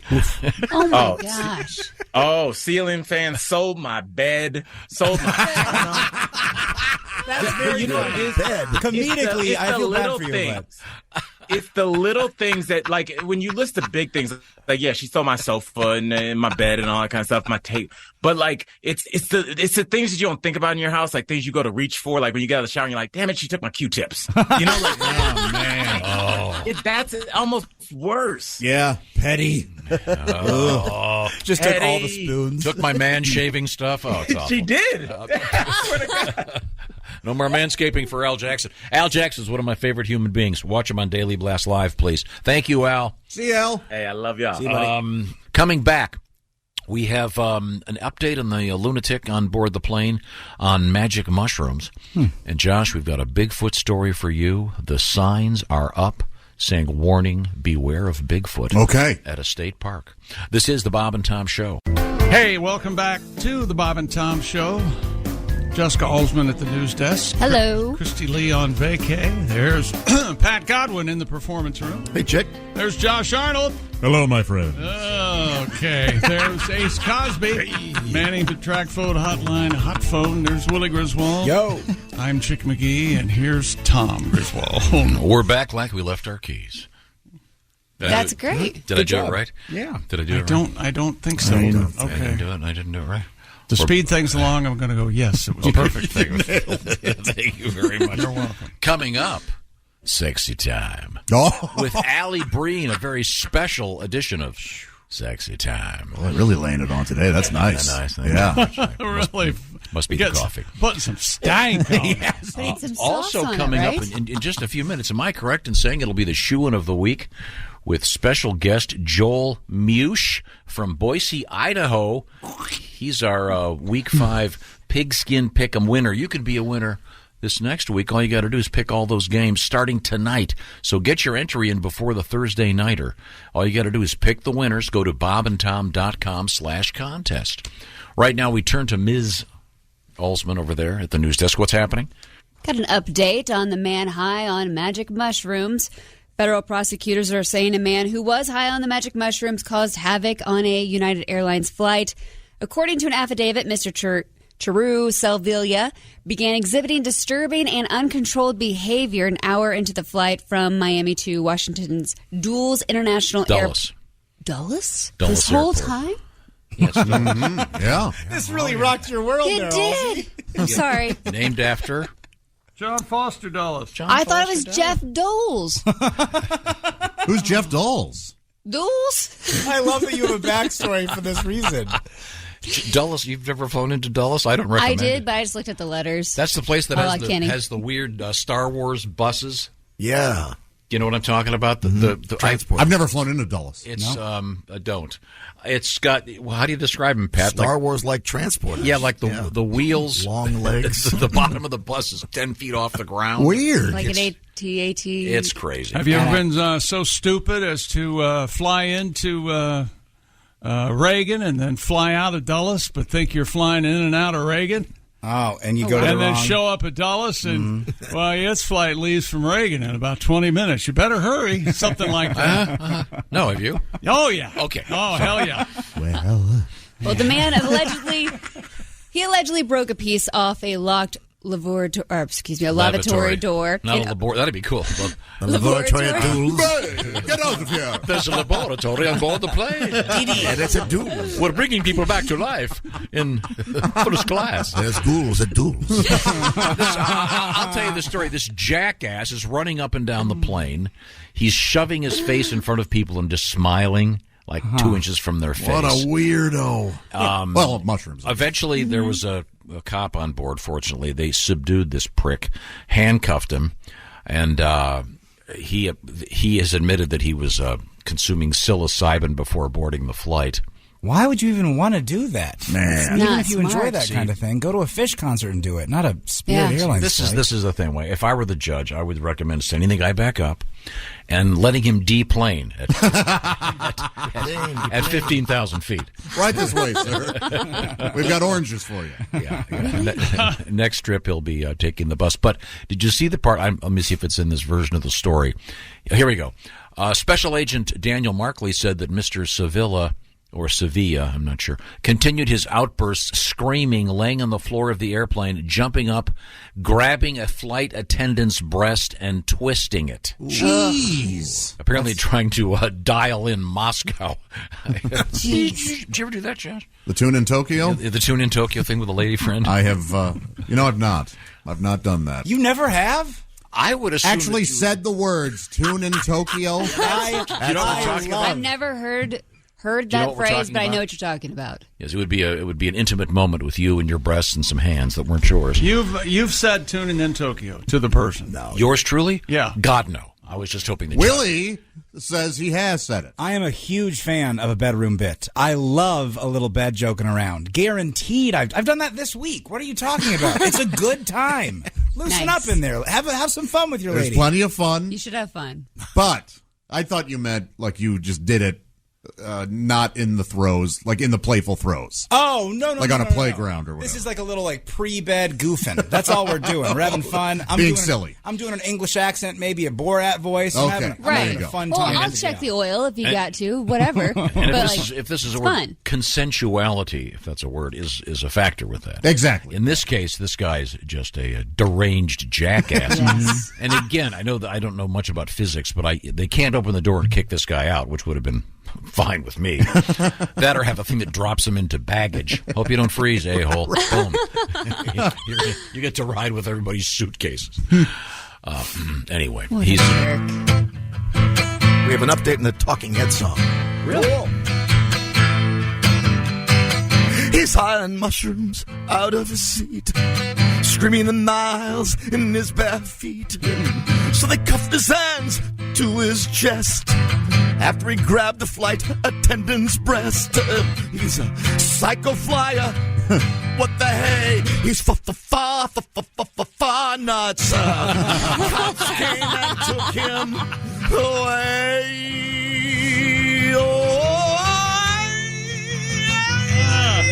He's insane. Yeah. That's awesome. Not only does Pat write him great, he hit the note. He did hit it. That's beautiful. Not easy. I'm going to need a break. You might want to drop that a step if we ever have to do it again. That last note was a killer. B. It's a B, baby. I was pushing for you. Coming up, we have, oh boy, it's very exciting, the often duplicated Shoe-In of the Week, starring Chick McGee with our special guest Joel Mewsh from Boise, Idaho. And also coming up, a special edition of Sexy Time with Allie Breen. This is the Bob and Tom Show. Hey, welcome back to the Bob and Tom Show. Jessica Alsman at the news desk. Hello. There's Pat Godwin in the performance room. Hey, chick. There's Josh Arnold. Hi. Hi. There's Ace Cosby. Hey. Manning the track phone hotline hot phone. There's Willie Griswold. Good morning. I'm Chick McGee, and here's Tom Griswold fiddling with something. Can you leave yourself alone, please? What you got over there, Pop? Just doing some cleanup over here. We have a special guest joining us momentarily. We're going to talk with Joel Mush from Boise, Idaho. He's winner of Week 5 of the Bob and Tom Pigskin Pick'em competition. I was so close. Here he is now. Do we have Joel on the phone? Oh, hey, yes. Joel, can you hear me? Say hello. There we go. I can hear you fine. Okay, well, you're going to get to talk with Mr. Chick McGee for the shoe-in of the week. Joel, congratulations. You've got yourself a big green egg Mini-Max. Well, thank you much. I appreciate it. And you got 15 of 16 games correct, and you won the tiebreaker. So congratulations. Are you a big NFL fan? Somewhat. Okay. A little bird told me you're a Buffalo Bills fan, man. I think this might be your guys' year indeed. Yeah. Well, I think so. I think Josh Allen will take it there. Yeah. All right. I think he will. Well, good. Well, right now, the way this show works is Mr. McGee has picked several games where he thinks that the sports analysis of that's those not true at all. In the know. Okay, don't listen to him, Joel. Hi, here. The big game in the NFC East this week. The Dallas Cowpokes visiting the Philadelphia Eagles. Oh, wow. Dallas getting 7 in Philadelphia. Of course, the Eagles, the home favorite there. Who do you like, Dallas or Philly, sir? Well, as much as I would like to say Dallas, I'm going to have to take Philly on the points. No kidding. Well, now Dallas is getting +7, so Philly has to win by more than 7. See, that's the problem. Right. Well, they could. Okay, is that what you're saying? Philly's going to. Okay. Yep. I think they will. I'm thinking the same way, only the exact opposite. I'm taking Dallas +7, Tom. Okay, I think gotcha. Philly wins, but it's going to be a close one, as my mother would say. And then the Kansas City Chiefs hosting the Buffalo Bills. The Bills have waited all year for this one, kids, and the Chiefs are a home dog. They're getting 3 to the Buffalo Bills. As if I have to ask this question, who do you like, Buffalo or Kansas City? Buffalo. Buffalo minus the 3, Tom. I am also taking Buffalo minus the 3. I think they win there at Well, Kansas why don't you City. guys just get married? And then Well, I know. you're already married, aren't you, Joel? Yeah. Yeah, you have that sound in your voice. He really does. It doesn't really matter. No. There you go. Attaboy. And then the Cleveland Browns, Tom's team. The Cleveland, we don't care who our quarterback is as long as we're winning. They host the New England Patriots. Who do you like? And the Patriots are getting 3 in that one. Who do you like, New England or Cleveland? I'm going to have to go with Tom in Cleveland. Oh. That's exactly right. We are going to have to get married. I'll take Cleveland minus the 3 against New England, and that's the shoe in this week, Tom. Thank you very much. Well, Joel, congratulations on winning the Big Green Egg Mini-Max. Yes. You live in beautiful Boise, Idaho. Oh, beautiful part of the my goodness, crisp air. Oh man, are you a skier? Oh no, there's no good reason to put me on skis. Okay. There you go. Okay, Tom. Yeah, did you physics and skis are just not a good thing for me. How about fishing? Do you like to fish in the beautiful Oh, water? absolutely. Fishing that's where I made all these wonderful picks, is out in the boat. Oh, how nice. There you go. Now we're talking. What were you throwing? We were doing a little fly fishing, a little bait fishing over in eastern Idaho. Very nice. Did you hear that news story about the guys in Lake Erie near Cleveland, Ohio, that were caught cheating, putting lead weights in the fish for the weigh-in during a walleye competition? As a matter of fact, I did. We talked about that in the boat as well. Yeah, I bet. While you were stuffing fish with lead weights? No, just the walleye fillet. You were paying attention. Now, do you eat the fish that you catch? Yes. Okay. You ever Absolutely. You ever had a shore lunch? That's what I told Jeff I was going to do with the green egg.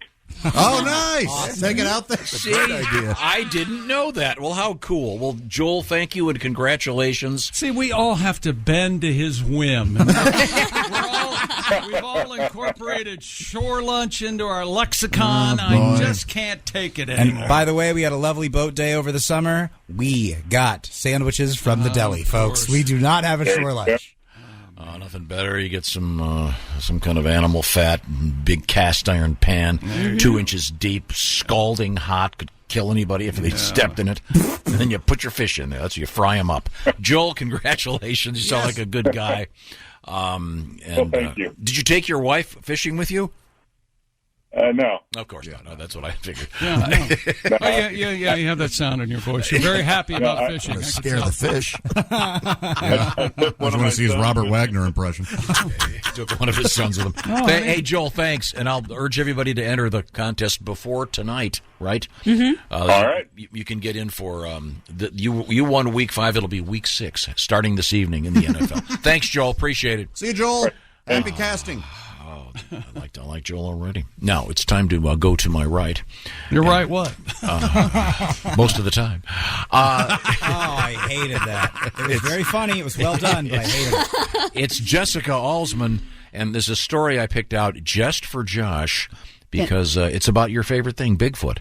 Pennsylvania authorities are saying that signs warning of Bigfoot that have been posted in some of its state parks are just a hoax. No. According to Penn Live, the official-looking posters say a slew of recent encounters with the cryptozoological creature call for an extra level of caution. Sure. Wesley Robinson from the Pennsylvania Department of Natural Resources said the signs were not posted by the agency. Robinson added, Bigfoot is not real. Well, that's ridiculous. Yeah, you can't say that, man. Right. Local Bigfoot believers say the hoax damages the work that they do. Yeah, well, it absolutely does. It makes light of important scientific research. Josh, I'm looking at one of the signs. This is, first of all, they look completely real.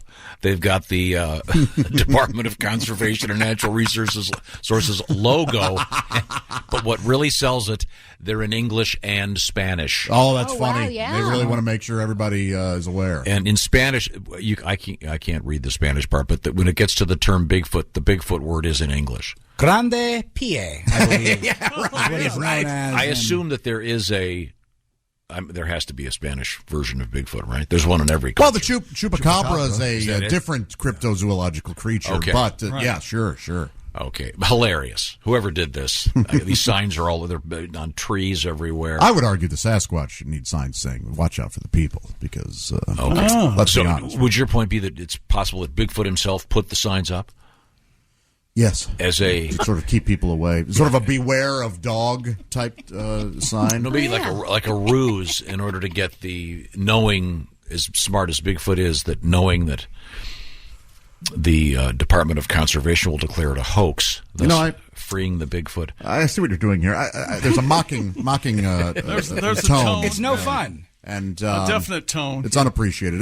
Quite unhelpful. I will say this, and I don't mean to get political, but I just want to say that Bigfoot has spent more time in Pennsylvania than Dr. Oz. What an odd. Unfortunately, I don't know enough about that race to. You know those speeches you give us every week about not being political. I don't know enough about it. Do you think you might want to attend one of those? Yeah. But I will say this to be even, but his opponent looks like his dad is Bigfoot. So there we go. Okay. He's got the weird facial hair going. Why can't we have fun with this? Imagine Bigfoot going to the hardware store, asking where their staplers are that go on trees. That's a good time. It's fun for the whole family. How would you affix poster board to an oak? I just want to see Bigfoot speaking Spanish. Well, what a great touch, whoever did it. That's funny. That is very, very government-like and very funny. What else is happening at the news desk, Jessica? An adult-only event will bring a different brand of entertainment to the Benton County Fairgrounds this month in Arkansas. The Testicle Festival will be up and running October 21st through the 23rd. There will be beer, 14 bands, a wet T-shirt contest, and the Undie 500. Is that right? The Undie 500. Okay. I love it. Undie 500, where competitors race tricycles in their underwear. That's one race you don't want the skid marks to be too visible, huh? A weekend pass costs. There's a concession where they sell the bicycle seats afterward to raise money for charity. It's only going to cost you $19 for those not camping on site. Are they serving up Rocky Mountain oysters and the like? The signature dish is prepackaged, sliced, and breaded bull testicles, yes. More than 1 ton of bull privates will be served over the weekend. Would you eat one? No. No? They're good. They taste just like breaded. Anything that's quite good. Breaded and deep fried. It could be liver. The ones I've had were pretty bland. There was no... Really? The ones I've had were very flavorful. I loved them. Yeah. Dipped in a little cocktail sauce, and you want to slice them, Jessica. They're not like Cadbury eggs. Or you bite into them, and there's a you can creamy feeling. You can kind of use them since they are like, as you said, sliced. You can kind of frisbee them and do like nutsack cornhole. Nutsack cornhole. That is you got to write that down. It's a game, they got that big hole there. Well, thank you very much. What's coming up, Josh? That is you know what? Sexy Time. No. Starring Allie Breen. Doing it. Sexy Time. We're doing with Allie Breen. That's correct. Oh, you got ready for it? Been waiting all week. Ladies and gentlemen, coming up, it's Sexy Time with Allie Breen. This is the Bob and Tom Show. The Bob and Tom Show. Jessica Alsman at the news desk. Hello. There's Pat Godwin in the performance room. Hi, Chick. Josh Arnold at the sidekick chair. Hello. There's Willie Griswold. Good morning. There's Ace Cosby. Hey. Manning the track phone hotline, hot phone. I'm Chick McGee, and here's Tom Griswold. Speaking of hot, we're going to hook up with Allie Breen. She's a sexy lady. That's why she's the host of Sexy Time. Well, there she is right there. She heard everything you just said. I didn't know she was on the screen. I did. I heard it all. Sue him. Allie, where on earth are you? You'll never get this one. I'm in Stamford, Connecticut. I'm doing an industrial commercial about sexual harassment. Okay. Well, it looks like you're doing something. It looks like you're doing something about radiation. I know. I don't know how to get the lighting right in this room. I feel like the Phantom of the Opera. You're very red, but you look lovely as always. So, is this an acting gig? It's an acting gig. Yeah, they have these commercials that are just for companies. They do it within a company. They show them. So I'm doing one of those. Yeah, I know. They make me watch them all the time around here. It's going to be very exhausting. Now, are you the one being harassed in the video?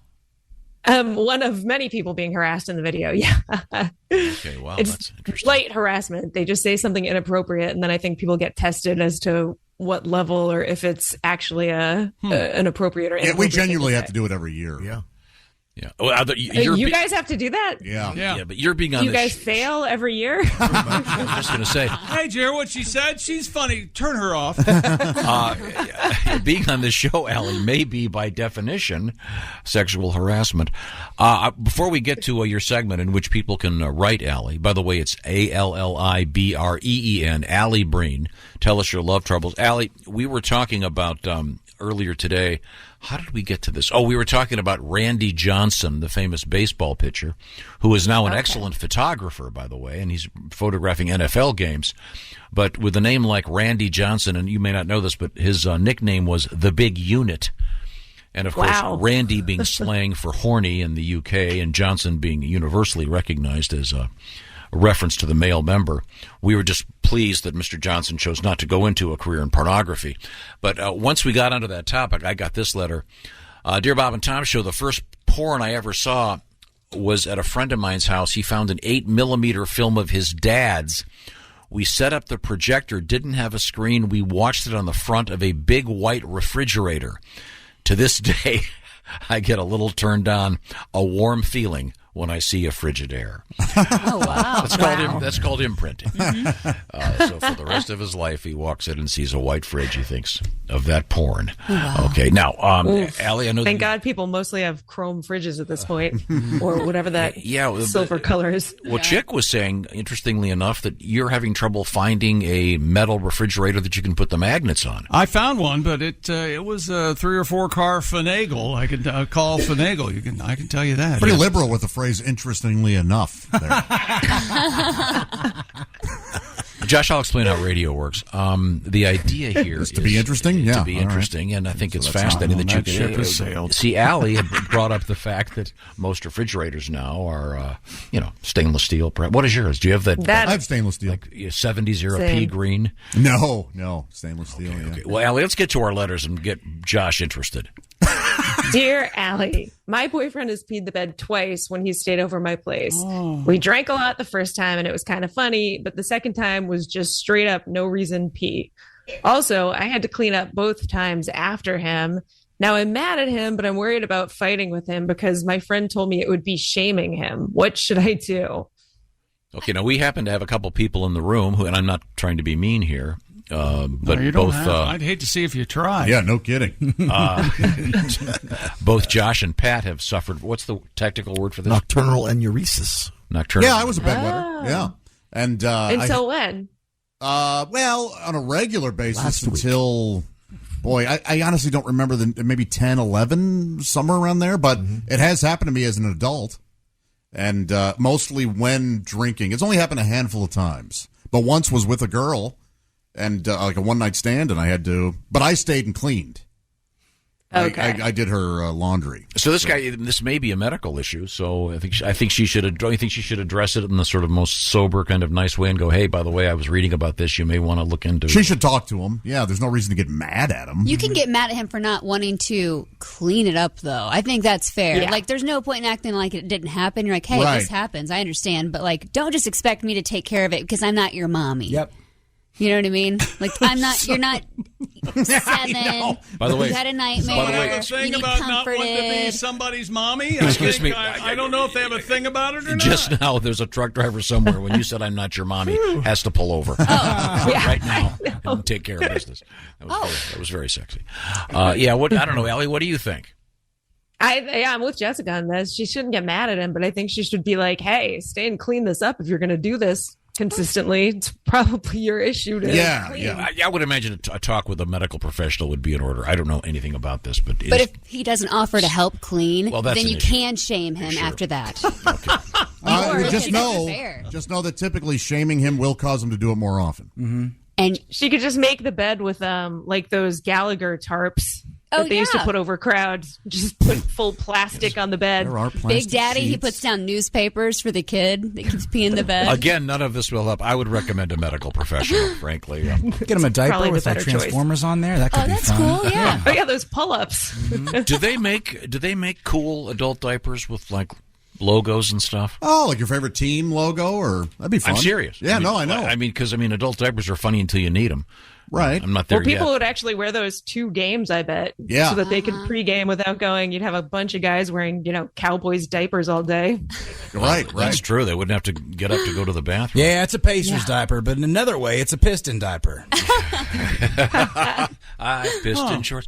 Allie, I can bring Willie into this. He probably doesn't remember this, but I am of the age in which I had children when they sort of the era they invented the swimming diaper. In other words, they were special diapers designed to go in the pool. That seems impossible. Well, no, but it was a really cool design. Because prior to that, if a kid went to a swimming pool in a diaper, it would kind of blow up. So this company developed these diapers designed to be for little kids to go swimming. But in the beginning, and I'm sure someone out there remembers this, they were all the same. It was a two-tone. So it looked like you had this swim team of 2-year-olds all wearing identical. All wearing these identical diapers, running around the pool. Hilarious. They now have several brands. But let's get back to it. Allie Breen, it's sexy time. What else you got? Dear Allie, I recently had a colonoscopy. The nurse had striking gravitas and was very generous and kind and so easy and fun to talk to. Very cute and age appropriate. Is it okay to go back and ask her to coffee? Sure. Yeah, why not?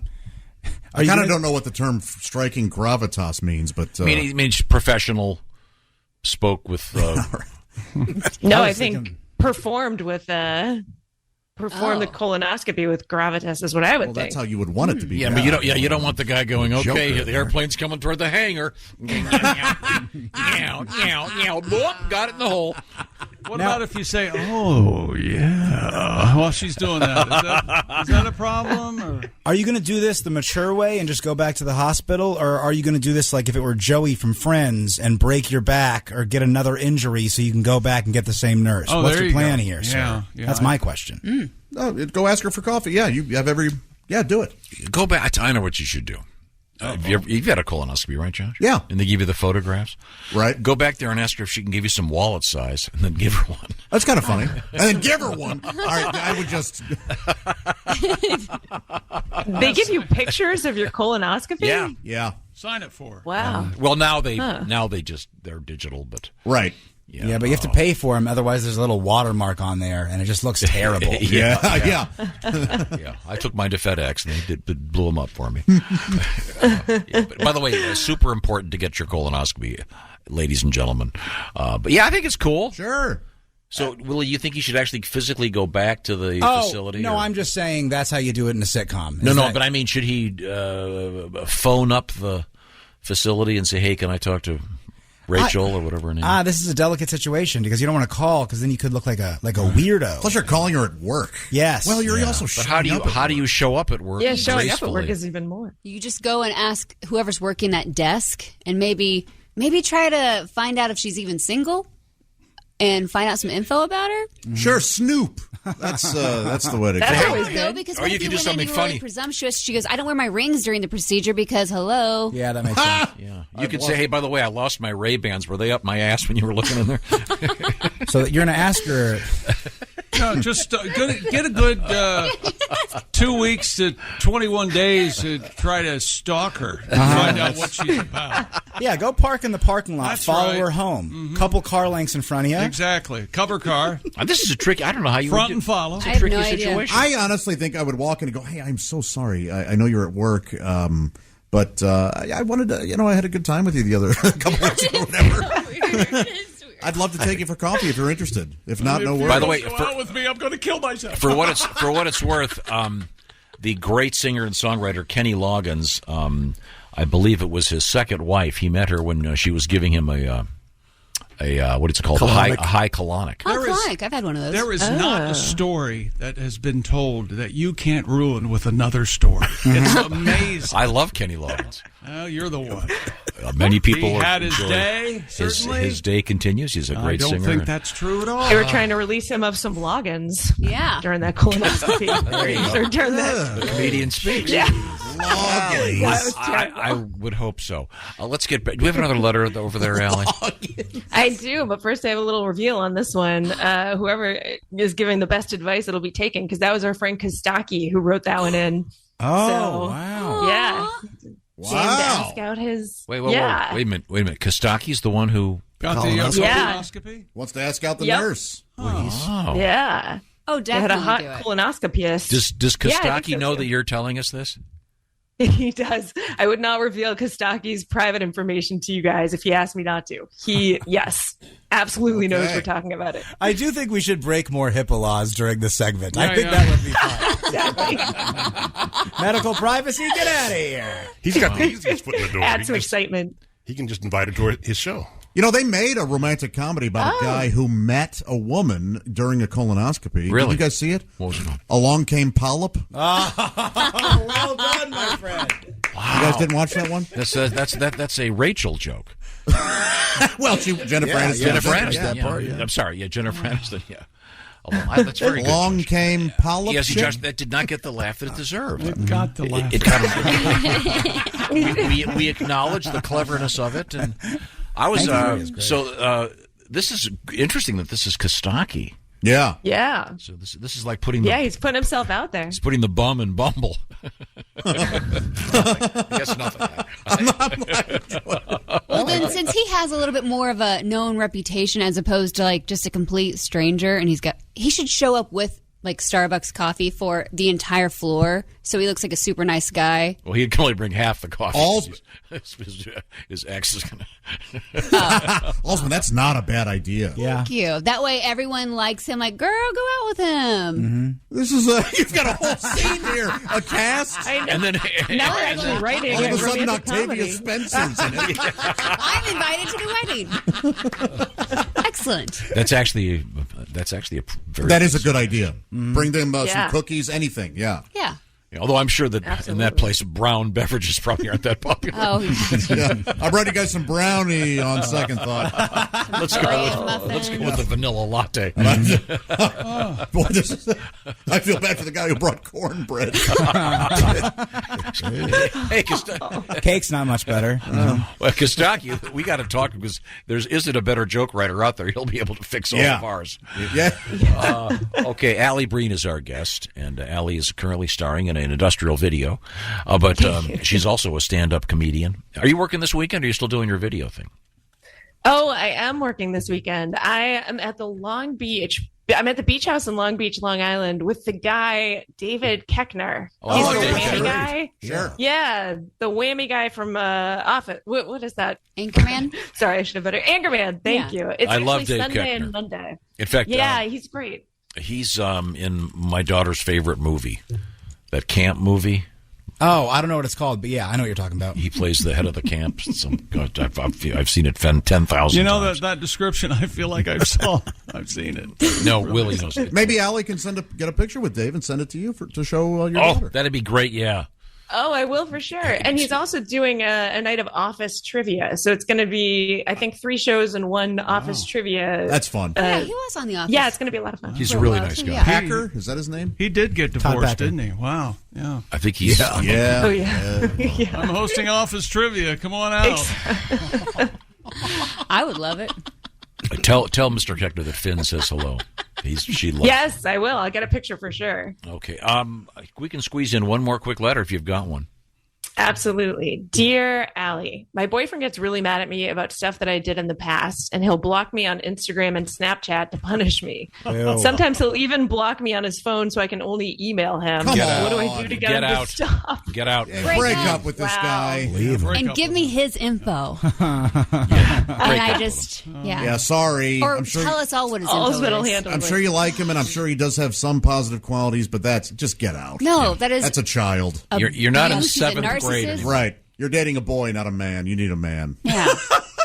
Yes. That's Thank right. you, Josh. That's You have yes. any men in mind, Josh? No, I'm not putting myself. It's a shame you don't work with any. That's true. Only Ace. maybe. We're not men, are we? Very soft hands. Look at these. Well, Allie, as Weak as usual, a kitten. much appreciated. It's ALLIBREEN. And Yes. send your love troubles to Allie, and we'll try to help. And have a great day filming. Yes. Yeah, thank you guys. Have you already done? Did you already do a day of this?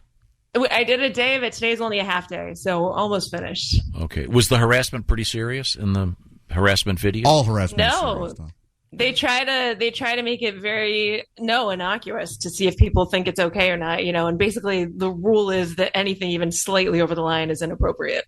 Yeah. So And yeah, it's very I was trying to light think of stuff. something just slightly over the line that was inappropriate.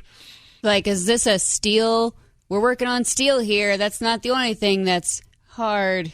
Boy, that seems way over the. Inappropriate, Jessica. My goodness. You know what? Here, that seems pretty tame, though. So I guess actually, and a bad joke. How about if I walk up behind you, Allie, and go?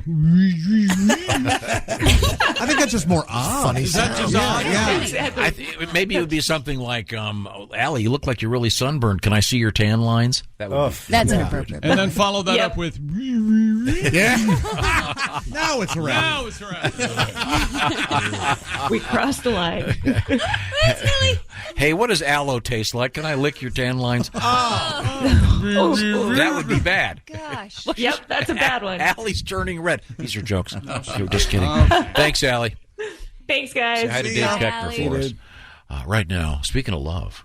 And I have a sex, picture with me and Koechner. I'll give it to you. You can give it to Van. Or which one was it? Finn, yeah, she loves. Yeah. What's the movie? It's this summer camp movie that she Yeah, loves. it's like a religious summer camp. They're having She fun in loves there, singing about the Lord. Yeah. Porky's 4. Christopher Lloyd in Camp Nowhere. That was not a good bad. one. but- They really pivoted. Meatballs. What's that movie about? Meatballs. It's a more recent movie. What's that really funny one about a camp? Oh, Schindler's List. No.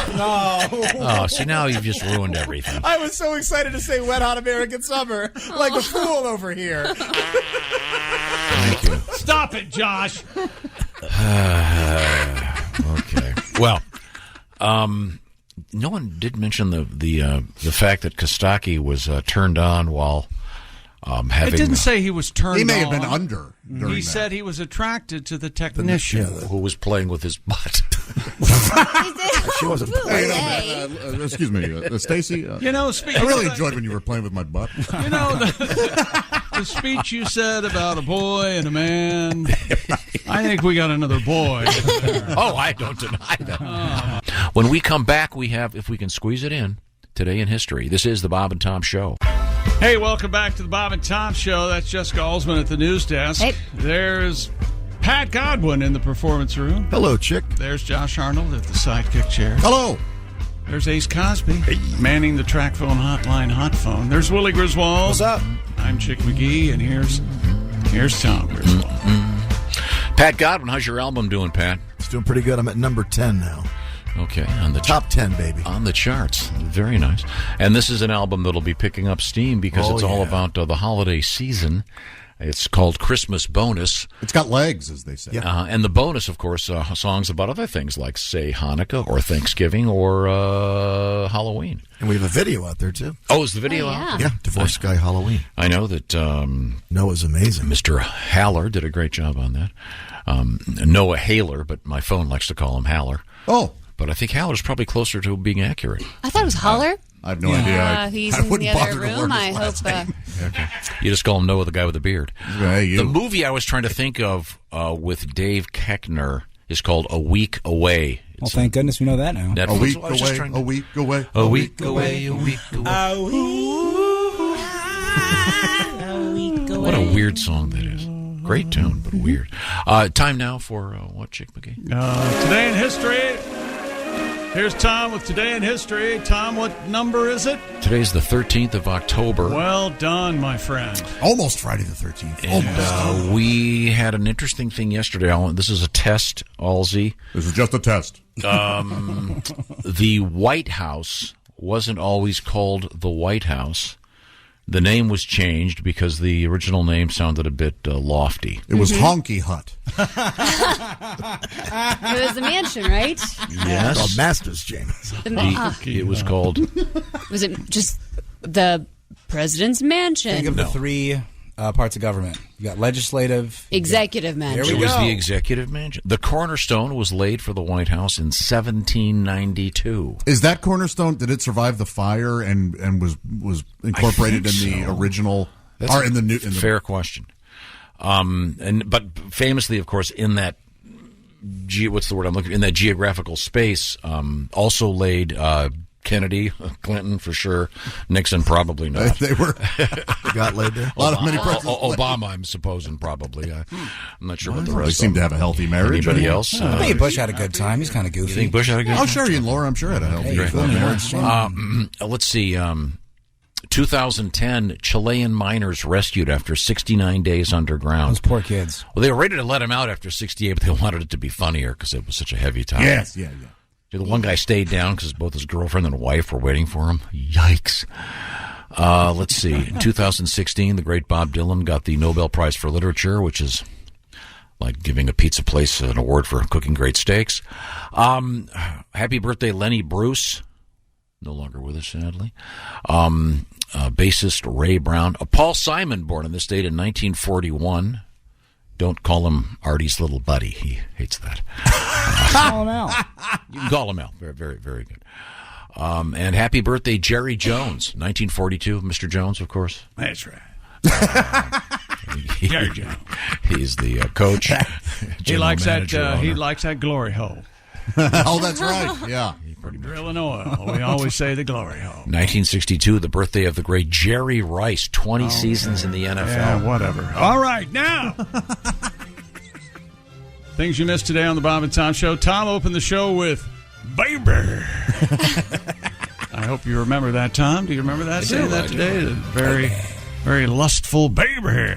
Willie Griswold's alarm clock woke up 5 minutes before his alarm would have gotten him up, so he just got up. Yeah, I'm just a sleepy boy today. I'm so sleepy.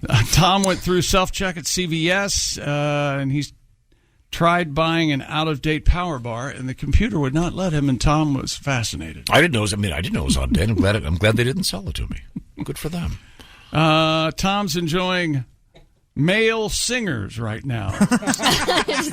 Specifically, the association. Been listening to a lot of association, like this one, for example. Here we go. Goodbye, Columbus. I got a feeling that you're gonna hear from us. Okay, maybe not that one. You only listen to that if you have a dark secret. That is bad. That is really bad. Enter the young. Pat was supposed to do a song an hour today. That did not happen. It did happen. Really? Okay. 4 today, baby. You count King Chuck. Thank you very much. And thank you for listening. This is the Bob and Tom Show. Hey, thanks for listening to the Bob and Tom Show this morning. Get a look at today's show on our YouTube channel.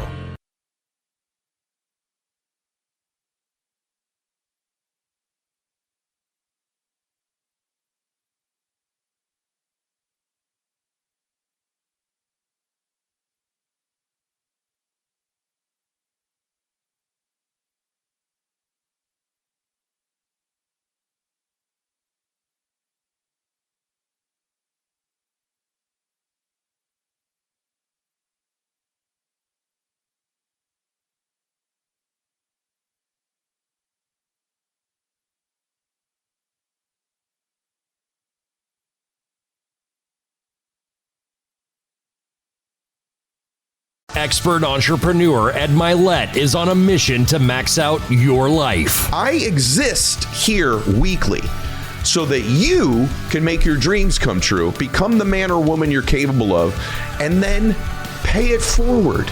It's time to get laser focused on peak performance. Clarity equals focus, and focus equals success. That's what I'm here to do every week with you. Max out. The Ed Milet Show. Follow and listen on your favorite platform.